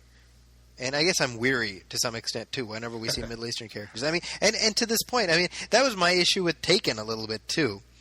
Right. Where the first Taken, you know, once upon a time, Sean, I had a bad experience with some people of Albanian descent, which has stayed with me for a while. So, not saying that that's a good thing that I carry that within me, but I'm watching Taken, and during the course of the film, it's like, Liam Neeson's daughter has been kidnapped by Albanians, and I'm like, yeah. Albanians, yeah, get them, Liam Neeson. You know, we're gonna have to tell that story someday. Yes, yes, one day. And let people know that this involves a wedding video and nothing with like no one's house was broken into or anything worse. Yeah, exactly. It was just about a wedding video that went horribly awry. Yeah, exactly. Yeah, no one's daughter was kidnapped or anything like that. And so I have this instinctive wrong reaction, by the way, just to be very clear. My reaction was not a good one. But I was like, yeah, get him, Liam Neeson. Where he's like, I'm going to find you and I'm going to kill you. I'm like, yeah, find him, kill him, you know. So he's just, you know, he's like tearing a swath through the Albanian population of Europe through the movie. And then at the very end of the movie, it turns out that the real bad guy is an Arab sheik. So I'm like watching it and I'm like, well, this is what I call instant karma. Right? Because I'm like, get him. Oh. I see. God is teaching me a lesson here, you know. So bringing it back full circle, I appreciated the fact that Argo, you know, and I mean, it's obviously it's going to depict the reality of the time, which I have no problem with that. But it's again, what I don't want is a situation where people watch a film and they come out with a very sort of myopic view of people in a different country, you know. And it's God knows we don't need more tension with Iran. You know what I mean? Yeah. But highly recommended, highly worth watching. I think it cements Ben Affleck's reputation as just one of the greats working today, as far as I'm concerned. Nice. Cool. Looking forward to it. Yeah. And lastly, in terms of new releases, the one I really wanted to talk to you guys about was Looper. The last few weeks, as far as I'm concerned, have been very, very good for movies because I was blown away by Looper. Yep, I was a huge fan as well. Good, cool movie. Now this is a tricky one because we want to talk about. Now Sean hasn't seen it. I'm giving you my blessing. I did not get a chance to go see it. Have at it.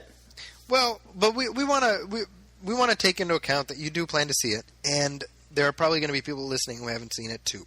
So this is going to be tricky because I do want to have this conversation about the film, and so we'll have to step through some sort of a bit of a minefield here as we navigate it. But just in general, Brian, what did you like about this movie? I like this movie because what it is it's sort of like a first-rate, pulpy sci-fi flick, you know. And I was telling someone I could easily imagine the 20th Century Fox tentpole summer blockbuster version of this movie, and I'm so glad that instead we got, you know, a more thoughtful, maybe difficult, smaller film that we did. You know, it's a very, you know, it's very about the characters, and it's about, you spend these smaller moments with these people, even though there are these huge, broad sci-fi concepts going on. And it's got great action. Like, half the movie is, you know, action and excitement, but there's another half, without going into anything, it's more about the people. Right. And I think the movie earned that. I don't know. It really worked for me. Well, so let's go into the premise of the film a little bit. It might be helpful to play some of the trailer here for people who are listening. So let's go ahead and cue that up. Time travel has not yet been invented, but 30 years from now, it will have been. I am one of many specialized assassins in our present called loopers. So when criminal organizations in the future need someone gone, they zap him back to me, and I eliminate the target from the future. Ooh la la. Loopers are well paid. We live the good life. And the only rule is never let your target escape. Even if your target is you. Okay, so premise of the film, I mean, it might be difficult to discern from just listening to the trailer. The reason they're called loopers is because in order for these mafioso types to keep this whole thing secret, these assassins who they've hired in the past will eventually be captured by the mafia and sent back in time, where they will be killed by their past self. Okay. And thus they are closing the loop. Gotcha. So loopers. So in other words, like, you know, these guys in the past, they're like kids in their 20s, and they're like, well, we know we've got like 30, 40 years, and then we're going to die. Right. Okay. But So they're paid well. They live well. Yeah, right. So basically the mafia guys have sent back a guy to sort of set the whole operation up, and in the movie that's Jeff Daniels. All right. So the movie hinges on the idea that Joseph Gordon-Levitt is a looper whose future self is Bruce Willis. And, you know, everything kind of comes loose when Bruce Willis is the guy who's sent back in time to be killed, and things go awry, and now you have Joseph Gordon-Levitt trying to hunt down Bruce Willis and kill him so that he himself is not killed in the past. Okay. Gotcha. So, I mean, it's a real mind job, you know what I mean? They create this masterful time travel tableau where it's absolute nonsense, but it totally makes sense. Now, Yeah. at what point do they meet Abe Lincoln and Genghis Khan? That'll be in the sequel. Okay. He loves baseball. He He loves San Dimas, right? But actually, what you're saying is a good point, because to me, I feel like we haven't really had any time travel game changers Right. in a while, you know. And so watching Looper, it just got me thinking about all the great time travel movies there are out there. Oh, real quick though, before I forget, I had a question about Looper. Yes, please. I assume the effects on Joseph Gordon-Levitt's face, that was all CG to make him look a little more Bruce Willis-y. No, it's No. prosthetics actually. It's prosthetics. Yeah. Is And it distracting at all? Because he looks different enough, but not so much that it's distracting in the trailers. it's okay. Well, this is my reaction, Brian. Maybe you had a different reaction than I did. Initially, I was a little taken aback by it, but I just forgot about it. Yeah, I would agree. Just because you know what Joseph Gordon-Levitt looks like, Right. it just becomes. I mean, they change the shape of his face. Yeah. You know, not just his eyes or his nose or something. I mean, they really change his head, and it's at first, it's a little jarring, but I actually thought it looked pretty damn good.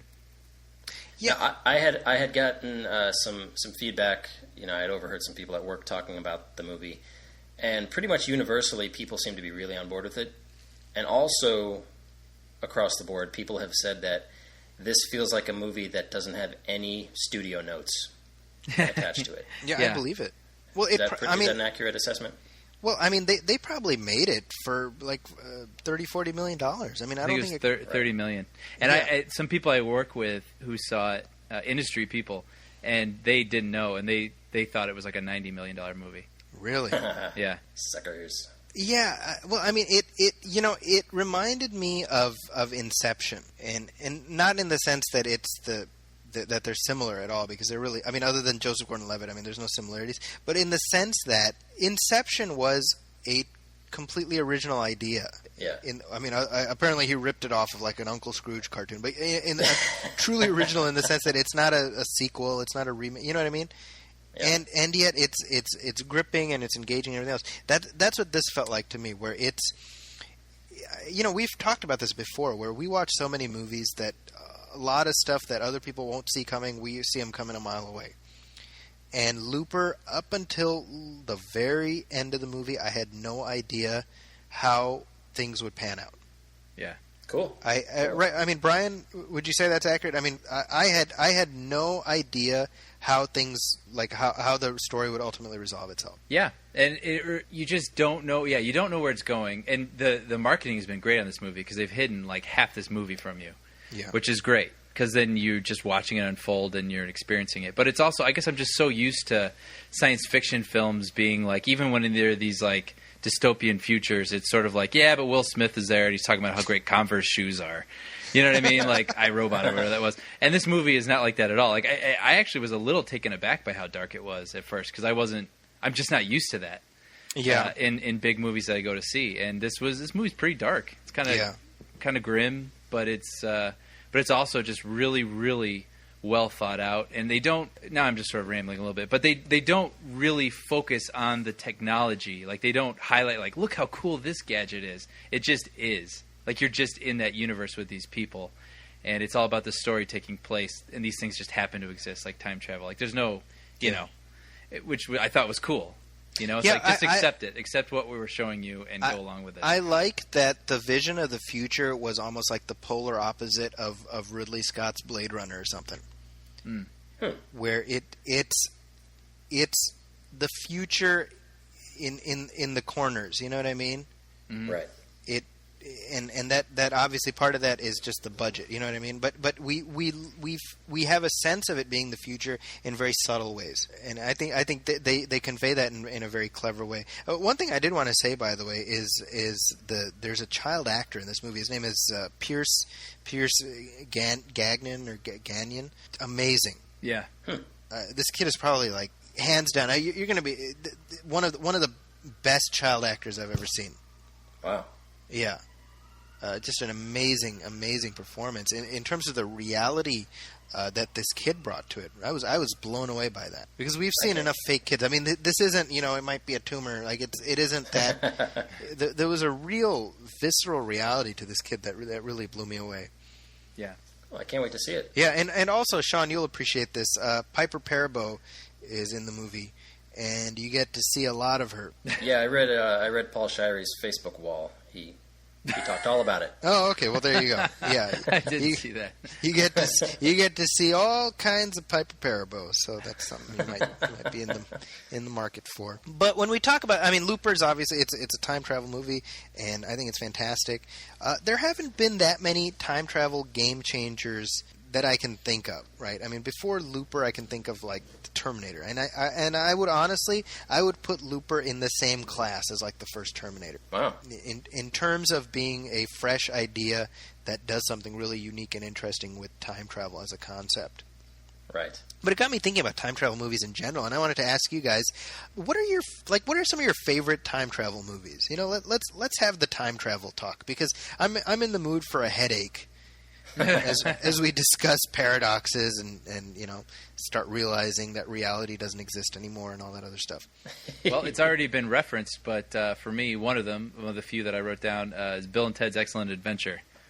Oh, of course. I love that movie. I've watched it maybe a year ago or something, so pretty recent. It holds up for me. I think it's still hilarious. And I think what's great about it is the comedy about like two dudes hanging out with historical figures, like Lincoln and Socrates and everything. It sounds like a bad beer commercial, but like, the movie is absolutely charming. and clever Yeah. and hilarious, and it totally works. I love Yeah. it, and it's so clever too. I mean, they even mess. It's not just about like, okay, how can we get dudes saying slang with historical figures? I mean, they actually do mess with time travel as well, where they'll be in a jam and they'll be like, okay, we've got to remember to leave a tape recorder. Like, Yeah. you know, and it'll get us out of this mess. Like, but what will we say on the tape recorder? And then all of a sudden, their message will 69, start dudes. playing. Yeah, exactly. You know, and they need like keys to get into like I think like someone's car, and they're like, well, let's just our future selves will remind ourselves to leave it behind this sign, and they'll bend down and pick up the keys. Hey, we did it! That's hilarious. It's amazing. It's clever. It's great. Yeah. Now, did you like the sequel? I have not. I've actually never gotten through. Yeah, Yeah. See, well, I remember not liking it at all. I remember it just being very dark and weird and completely unlike what I liked about the first one. Yeah. Yeah, how they like meet their evil selves, like was it their future selves or just like their evil they're doppelganger evil selves? or robots. No, whatever? they're robots. They're evil. Oh, they're robots. Yeah, Whatever. yeah. There's no real time travel in it per se. Not like in the first one. Right. There was actually, I don't know if you guys remember this. There was a Bill and Ted cartoon show, I do remember that. which Yeah. you might remember the cartoon show, but there was also a live action show. I don't remember that. Yeah. Yeah, it aired on Fox for like 6 weeks. What you smoking, Zeki? Hey man, I retained this stuff so you don't have to. It was called Bill and Ted's Excellent Adventures, and it was a live action show. Yeah, Was that on around the same time that the Weird Science live action show was on? no, it was earlier than that. This is Earlier like than that. summer of '92.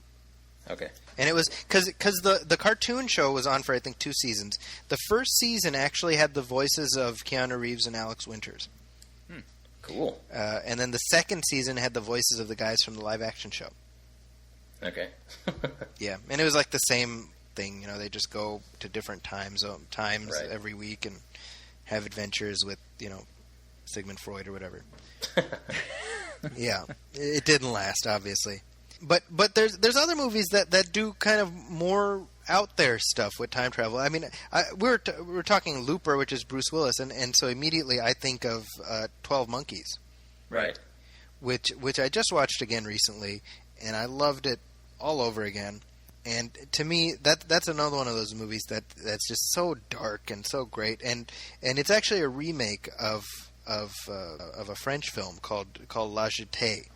That's directed by a guy named Chris Marker, and it's like a 25-minute short film that's told all in stills. Huh. So it's essentially we're seeing the movie told through still photography, and then it leads up to.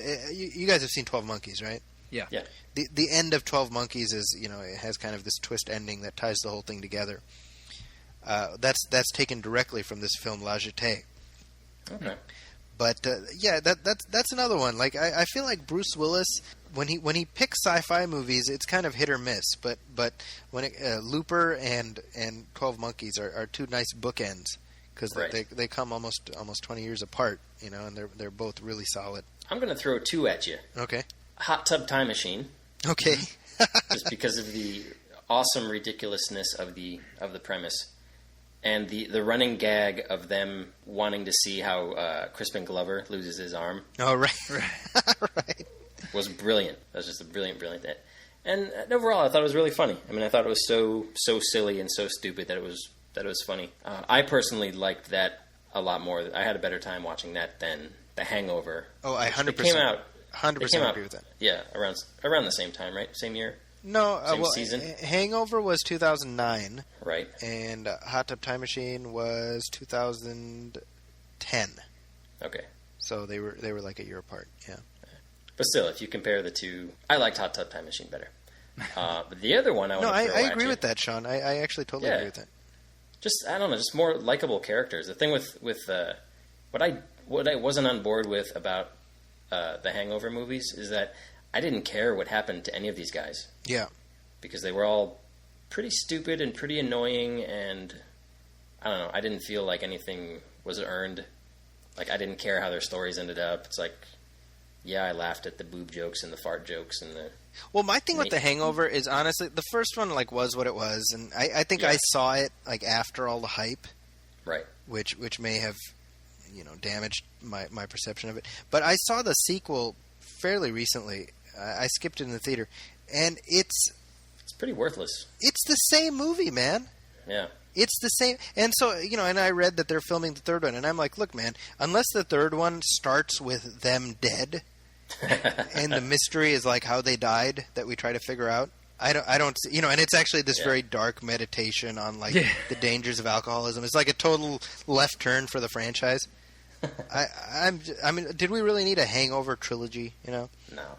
But the other movie I want to mention, which is kind of a time travel movie, in a way, in sort of a backwards way, is Frequency. Okay. Yeah, well, I mean, people don't travel through time in that one, but information does, which... Yeah, and the rules apply where what happens in the past affects the future. Like when he shoots the guy, the bad guy gets shot in the hand, and then in the future, his hand disintegrates. That's pretty cool. Well, it's funny that you bring that up, because we see kind of a variation on that in Looper. Mm-hmm. If you remember that, Brian, where one of the characters who also ends up letting his future self go, and then we sort of we see him start to fall apart as his past ensue. Yeah, I mean it was that was really disturbing. It was very disturbing, but very well done. Yeah, it's. I mean, it's. You sit there. You're. For me, at least, I was like physically uncomfortable watching this guy just falling apart. Yeah.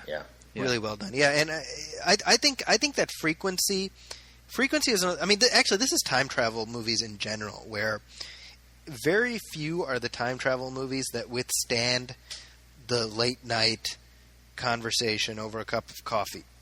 Right. Because if you start doing the math, nothing makes sense. And I kind of think Frequency is like that to some extent. There's actually, it's funny actually. There's this website which I should throw out there, and it's called. Hold on, I just bookmarked it here. Here Please we go. Stand by. It's called mjyoung.net, mjyoung.net/time, and it's this person has gone through and picked apart the paradoxes that are created in time travel movies and how they're not possible. But it's just such fascinating reading, because it literally, I'm not kidding, you will get a headache reading this stuff. Like this person has pages and pages about Back to the Future, and what I appreciate, it's not like, no, this doesn't work and this sucks, right? But it's more like picking apart all the ways, like all the false time, the dead end timelines that are created by the people traveling back and forth. I mean, we can't. I mean, obviously, any time travel discussion we can't have without talking about Back to the Future, which is sort of the king of the castle. Yeah. When it comes to these movies, but really, like, this is my contention, and you guys can feel free to disagree. But I feel like the first Back to the Future movie isn't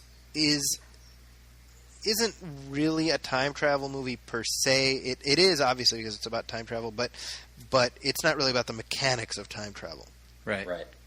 You know what I mean? Like the fact, and they even reference this in the making of stuff, where the DeLorean and all that's just a means to an end. Like, they could have had an angel transport Marty back in time. I mean, it's, you know what I mean? Yeah. It's really about having this encounter with his dad. But when we really get into the meat and potatoes of time travel is with the other two movies in the trilogy, really with the second one. But, a couple of years ago when I introduced my kids to the Back to the Future trilogy, I ended up rewatching all of the movies like 5,000 times in the span of 3 weeks. So after a while, all you start doing is picking apart how things don't work. And so this is something that's always bugged me, and maybe you can shed some light on this. What I always wonder is, at the end of the first Back to the Future, Marty. Okay, so Marty's in the past, right? Right. He comes back. Right. To the future. Thus, the title of the film. He comes back to the future, and he sees. He's now at Lone Pine Mall instead of Twin Pines Mall, right? Right. Mm-hmm. So he's in a different future than where he came from. Exactly. So he's in a different future. Now it's the altered future. Right. He comes back and he sees Marty go into the past. Right. Now, that is a different Marty than him. Right. Because that is a Marty who's lived in the life that Marty A, let's call him, altered in the past. Right. Okay? So, where did that Marty go? Does it matter? Well, it does matter, because think about it. Well, we're not following that Marty anymore. No, but think about it. That Marty goes back in time to where? But does But the that world Marty- change around you? No, it's When an those things alternate timeline. It's an alternate timeline. Remember, that's what Doc says, right, in the second one, where it's like a branch. Right. Right. Remember, he pulls out the chalkboard. Obviously, the time continuum has been disrupted, creating this new temporal event sequence resulting in this alternate reality. English, Doc. Here. Let me illustrate. Imagine that this line represents time. Here's the present, 1985, the future, and the past. Prior to this point in time, somewhere in the past, the timeline skewed into this tangent, creating an alternate 1985. Alternate to you, me, and Einstein, but reality for everyone else.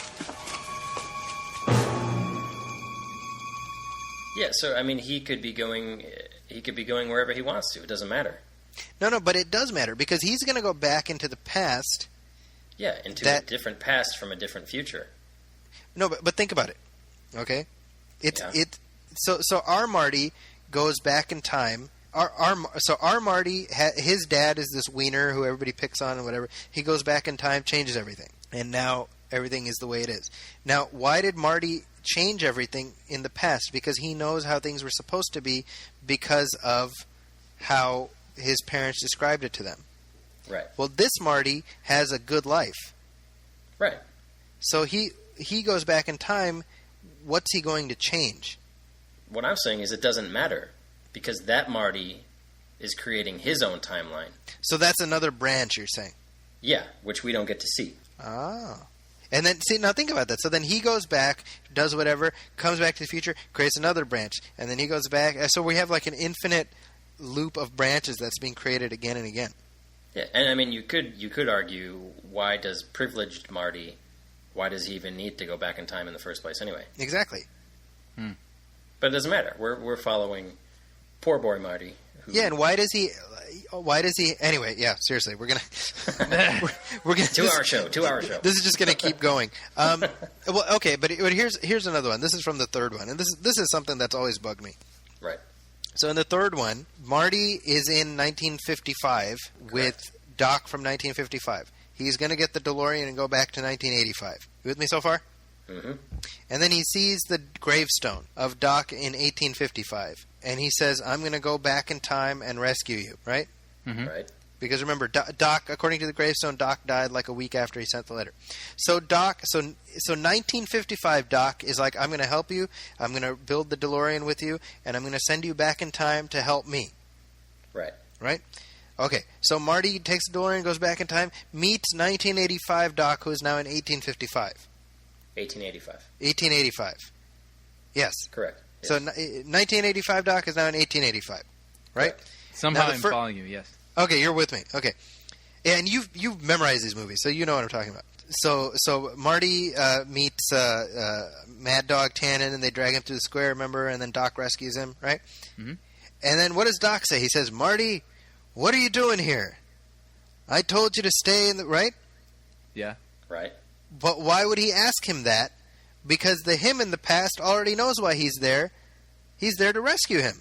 Because he had already lived that in 1955, you're saying? Well, think about it. Because that 1955 Doc will eventually end up in 1885. Exactly. So really, as soon as Doc in 1955 saw the tombstone, it should have disappeared. Unless you're thinking of it as in the first movie, like what we're just saying, where it's two different Martys, isn't it? Two different Docs. Because I was going to say, because then would Marty at Lone Pine Mall suddenly absorb the memories of a privileged Marty? Oh my God! Which is sort of what happens in Looper, by the way. Which is, and I'll tell you, Looper deals with this stuff brilliantly. Yeah, I thought that was cool, where Bruce Willis is starting to inherit the new memories that Joseph Gordon-Levitt is taking on, but trying to hold on desperately to the memories he wants to keep. He doesn't want to lose. I thought that was really great. He's essentially because by Bruce Willis being in the past, it's changing everything.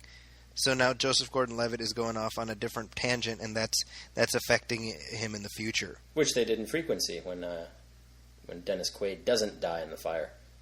Jim Caviezel gets all those Yeah, memories he has of- those memories, exactly. Yeah. He has these all new memories of him living the life with his father. Yeah, exactly. You know, and it's actually, Sean, in all seriousness, if you like Frequency, you'll like Looper, because they're very, very similar in a lot of ways. Cool. I also like the fact that at one point Bruce Willis in Looper is just like, I don't know, I don't want to get a headache. Yeah. Like, because at some point, I mean, it's just like it's great food for thought, but it's like you start going a little nutty when you think about it. But I do recommend checking out this website. It's out there, man. I mean, they go into stuff about the Star Trek movies, about Army of Darkness. Does he go over the movie Primer? Primer is not in there. Now tell us about Primer. Actually, you mentioned Primer to me, and I didn't get a chance to watch it. I had heard this film built up as like, if you want to see a time travel movie, you got to watch Primer. So I check it out. I have the page here. I think it came out about 2004. It was written by this guy Shane Carruth. I think he directed it, wrote it, stars in it. It was like a $7,000 budget. Very, very small film. But what it is, I mean, it's like 70 minutes long. But this is about, it's almost like mumblecore in that it's like these guys who, they're not trying to act. Like, this isn't like almost like a film. It's almost like you're following these super smart guys who've actually accidentally stumbled upon time travel. Okay.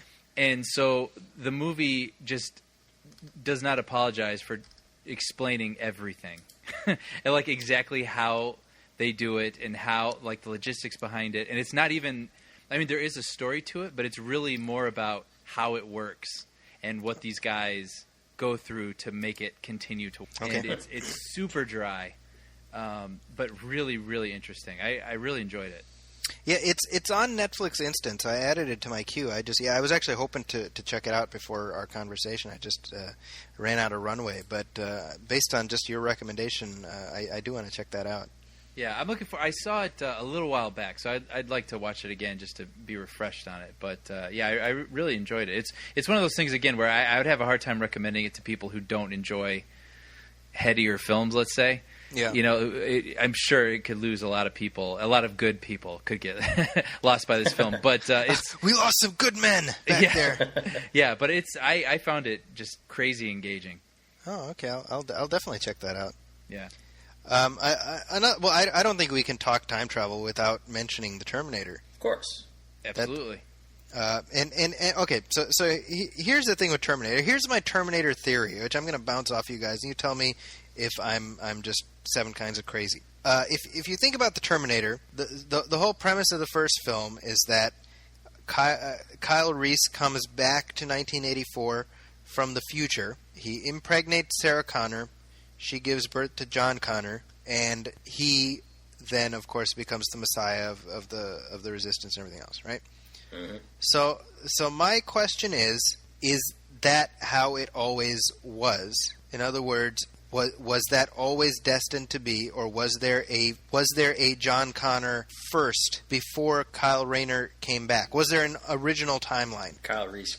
Did I say Kyle Rayner? Boy? Sorry, Yeah. the Green Lantern came back in time. Yeah, it's a crossover. Are you Did I saying say was Kyle there Rayner? a John Connor-less future? Well, okay. Think about it this way. In the third movie, let's assume for a second that the first, second, and third one all fit together, despite some people's claims that they don't. Let's assume that they do. In the third film, John Connor meets the Terminator. He's like, we were supposed to have stopped you. We stopped Judgment Day, and the Terminator says Judgment Day is inevitable. Right. And I thought about that, and I said the reason Judgment Day is inevitable is because John Connor exists. Right. Right. So in other words, who is John Connor? He's the product of the future. So in other words, Kyle Reese comes back in time and gives birth to John Connor. Kyle Reese dies. They destroy the means of that future. Okay, right. But the problem is that John Connor exists. Right. So it's like the timeline has to account for the fact that John Connor exists. right? John Connor exists in the past, so the timeline has to create the scenario where Kyle Reese can come back and create him because of the fact that he exists already.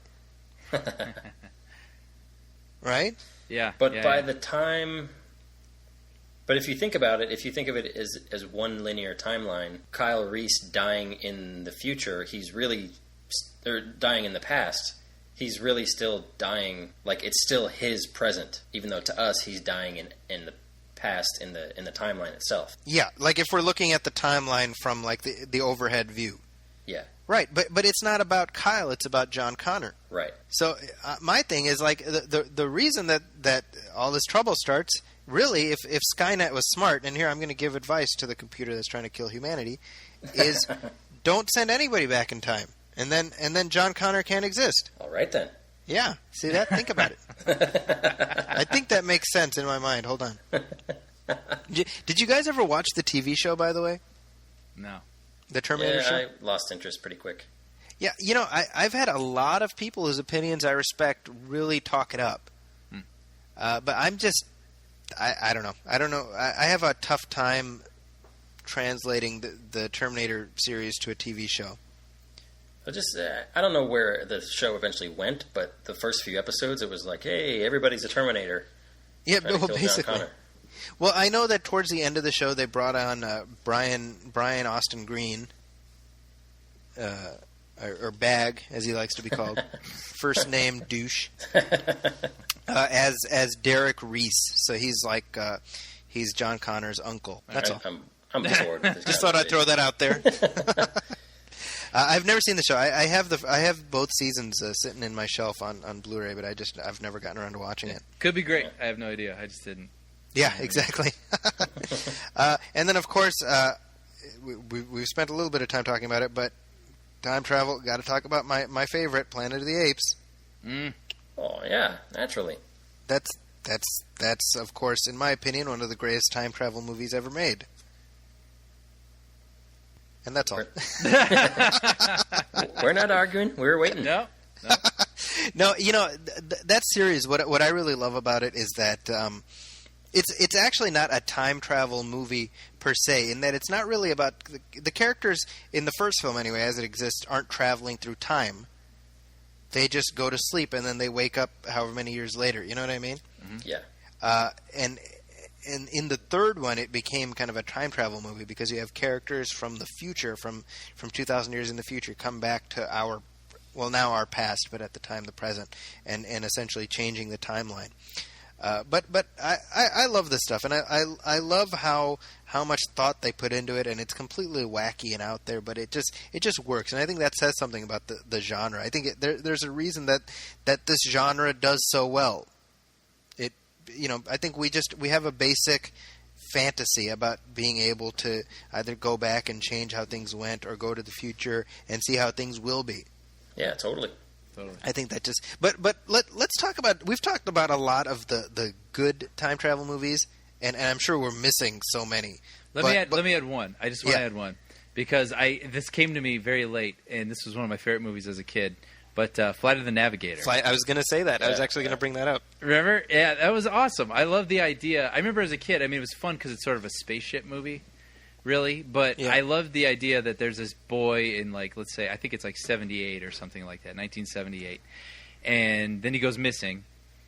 But he doesn't know that. He has this flash of light or whatever, wakes up, and the next thing he knows, it's like 1986, and his younger brother is now his older brother, and he's been missing for all these years. And so NASA wants to do experiments on him, and the ship, eventually recovers him and is like, I need to take you back. It was my bad. I'm really sorry. Like, that's a really cool concept for a kids movie.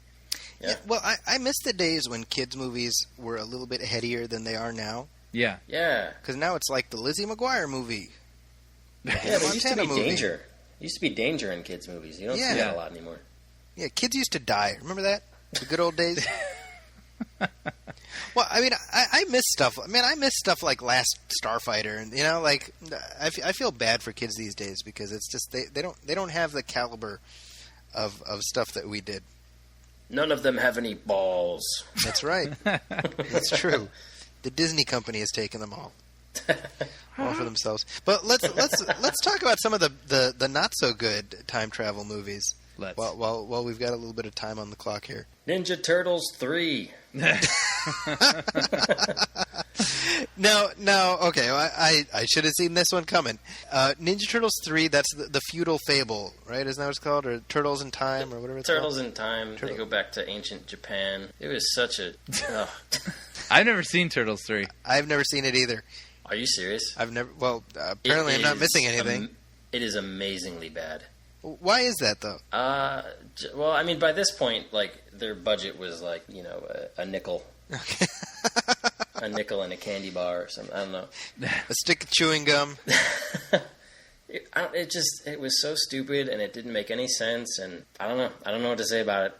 Wow, It was just okay. awful. They find this weird scepter. Casey Jones is only in it for like a minute. They're like, oh, Casey Jones. Oh, now we're back in time. There's no more Casey Jones. Did they just use like old footage from a past film with Casey Jones, where it's like him They may looking have. over his shoulder? Dude, it's been so long since I've seen it. That's I remember hilarious. the Is it best still? part about that movie was seeing the trailer for Jurassic Park Oh, interesting. in front of it. And is it still Elias Koteas as Casey Jones? Oh yeah. That's probably why I don't remember the movie as well. I probably just tuned out in awe of the Jurassic Park trailer. But yeah, it's pretty pathetic. Brian, do you have any not so great time travel flicks? Actually, I didn't. I was trying so hard to think of the ones that I liked. What do you have? Well, one that jumps to mind is Time Cop. Which I'll be honest with Time Cop, I can't even say I hate it necessarily. I don't think it's bad. It's just kind of goofy, but it's rendered goofy because it stars Jean-Claude Van Damme. Yeah. I don't know. I mean, I always look back on kind of the collective haze all of humanity was in when Jean-Claude Van Damme was like a star. Because he's uncharismatic. He's just kind of an a-hole in every movie. He has a weird accent. That's right, I said it. Weird. It's weird. Not like Arnold Schwarzenegger and his good accent. But they actually turned Time Cop into a TV series very briefly. Time Cop, by the way, if you don't know, it's actually based on a comic book. Oh. It's a Dark Horse comic. So yeah. Oh, and Jean-Claude Van Damme had the mullet in that movie. So that alone actually makes it a bad movie. Is his mullet? That's funny. Yeah, it's a funny mullet. But yeah, we're pretty much bumping right up against the clock here. So looks like our time travel discussion has led us to run out of time. Yes. So this has been a great discussion. I wish we could carry it on even further, but sadly we do need to wrap things up. So very quickly, I want to give everyone the heads up. Once again, please do send us your questions, comments, queries, conundrums.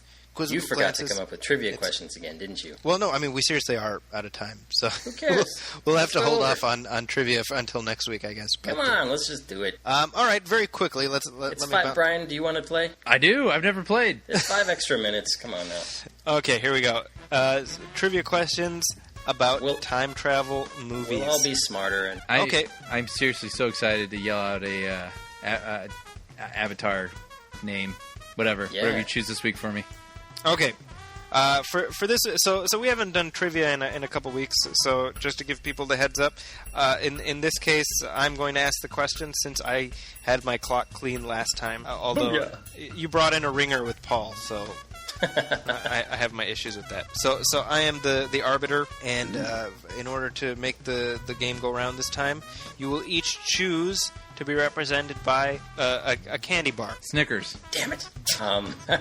I'll go with Kit Kat. Okay, so we have Kit Kat and Snickers. Riveting. And there will be riveting stuff. There will be. It really. This is great radio. There will be 5 questions. Question the first. The film Somewhere in Time starred which superhero? Snickers. Yes. Christopher Reeve. Nice. And related to that, this is the second part of it. This isn't a question, but related to that. How does he travel through time in that movie? An enchanted duck.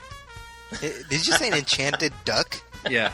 What does he do to the duck? No, I thought the duck probably talks and is like, "I am your time guide. You know, pick me up, and I am enchanted. Ask questions no more."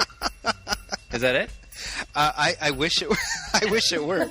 I want to go back in time and rewrite the movie so that's the answer. No, he travels through time.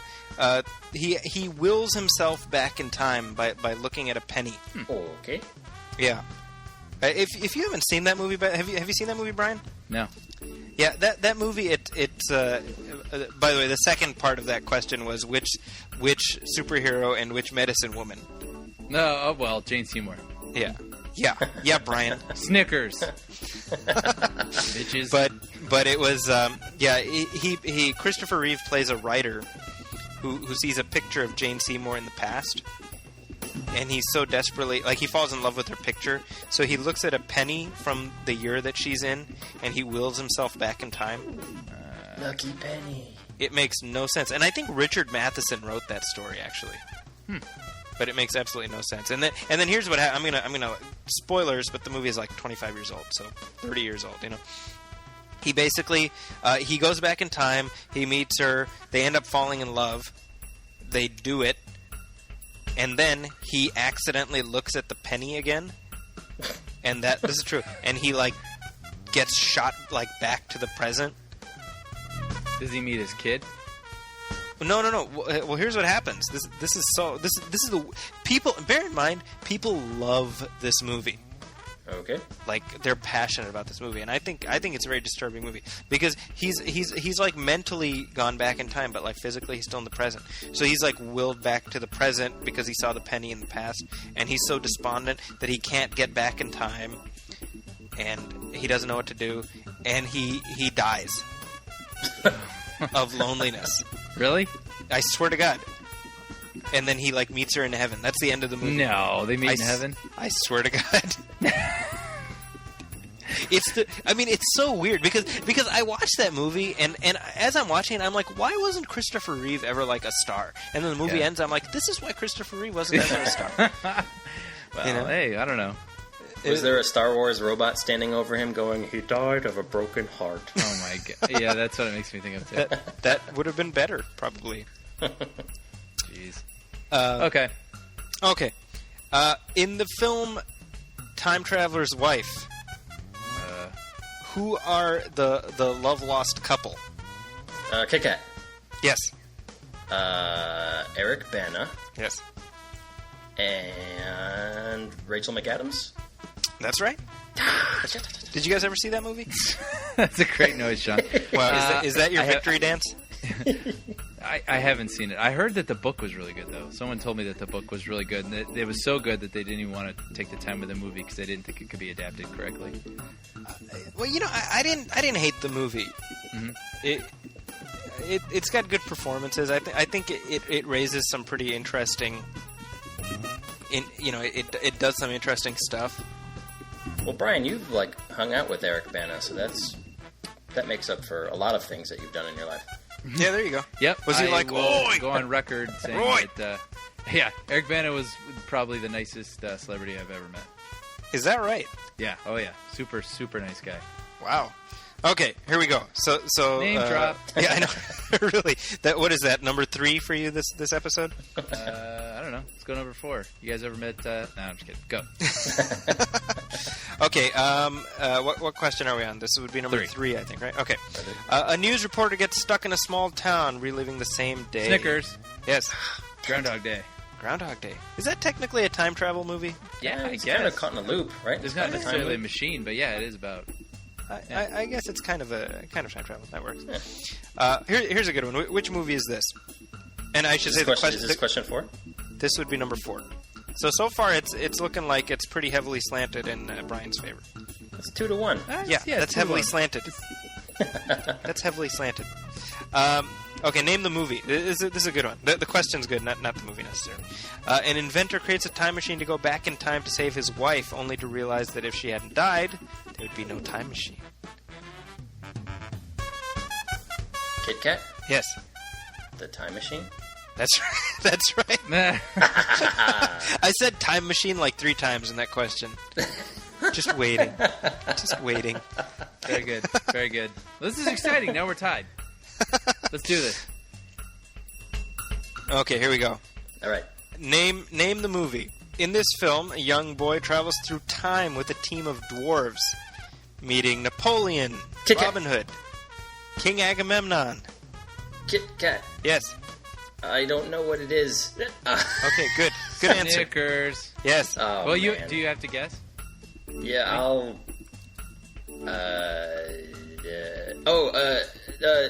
Isn't it a kid in King Arthur's court?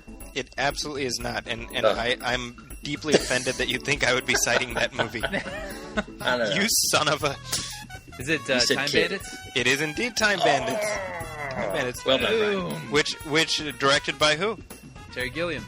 Terry Gilliam. That's right. Terry Gilliam's first live-action movie, I believe. That's with River Phoenix, right? Time Bandits had... No,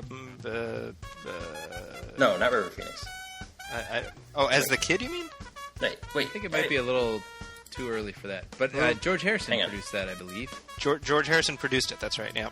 I'm getting Yeah, and it has a so- great cast. You got Sean Connery, John Cleese as Robin Hood, Ian Holm is in there, Michael Palin, David Warner. It's a great cast What was I thinking of with what's his face, River Phoenix? with River Phoenix. Stand Time by travel Me. film? Are you thinking That's of, a great time like, travel movie. Explorers or something? Explorers. That's what I'm thinking of. No. Explorers. Oh man, I remember that. Yeah, wow. That takes me back. Wow. See, that's what I'm talking about. These great movies from when we were kids. Yeah. And I believe that was the last question, right?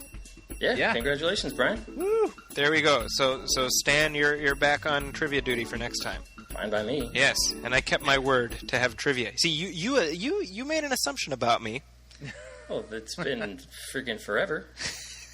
but I kept my word. So, and with time to spare, get it? Time. Time. Okay, Well, you it looks know like what? we're out of time.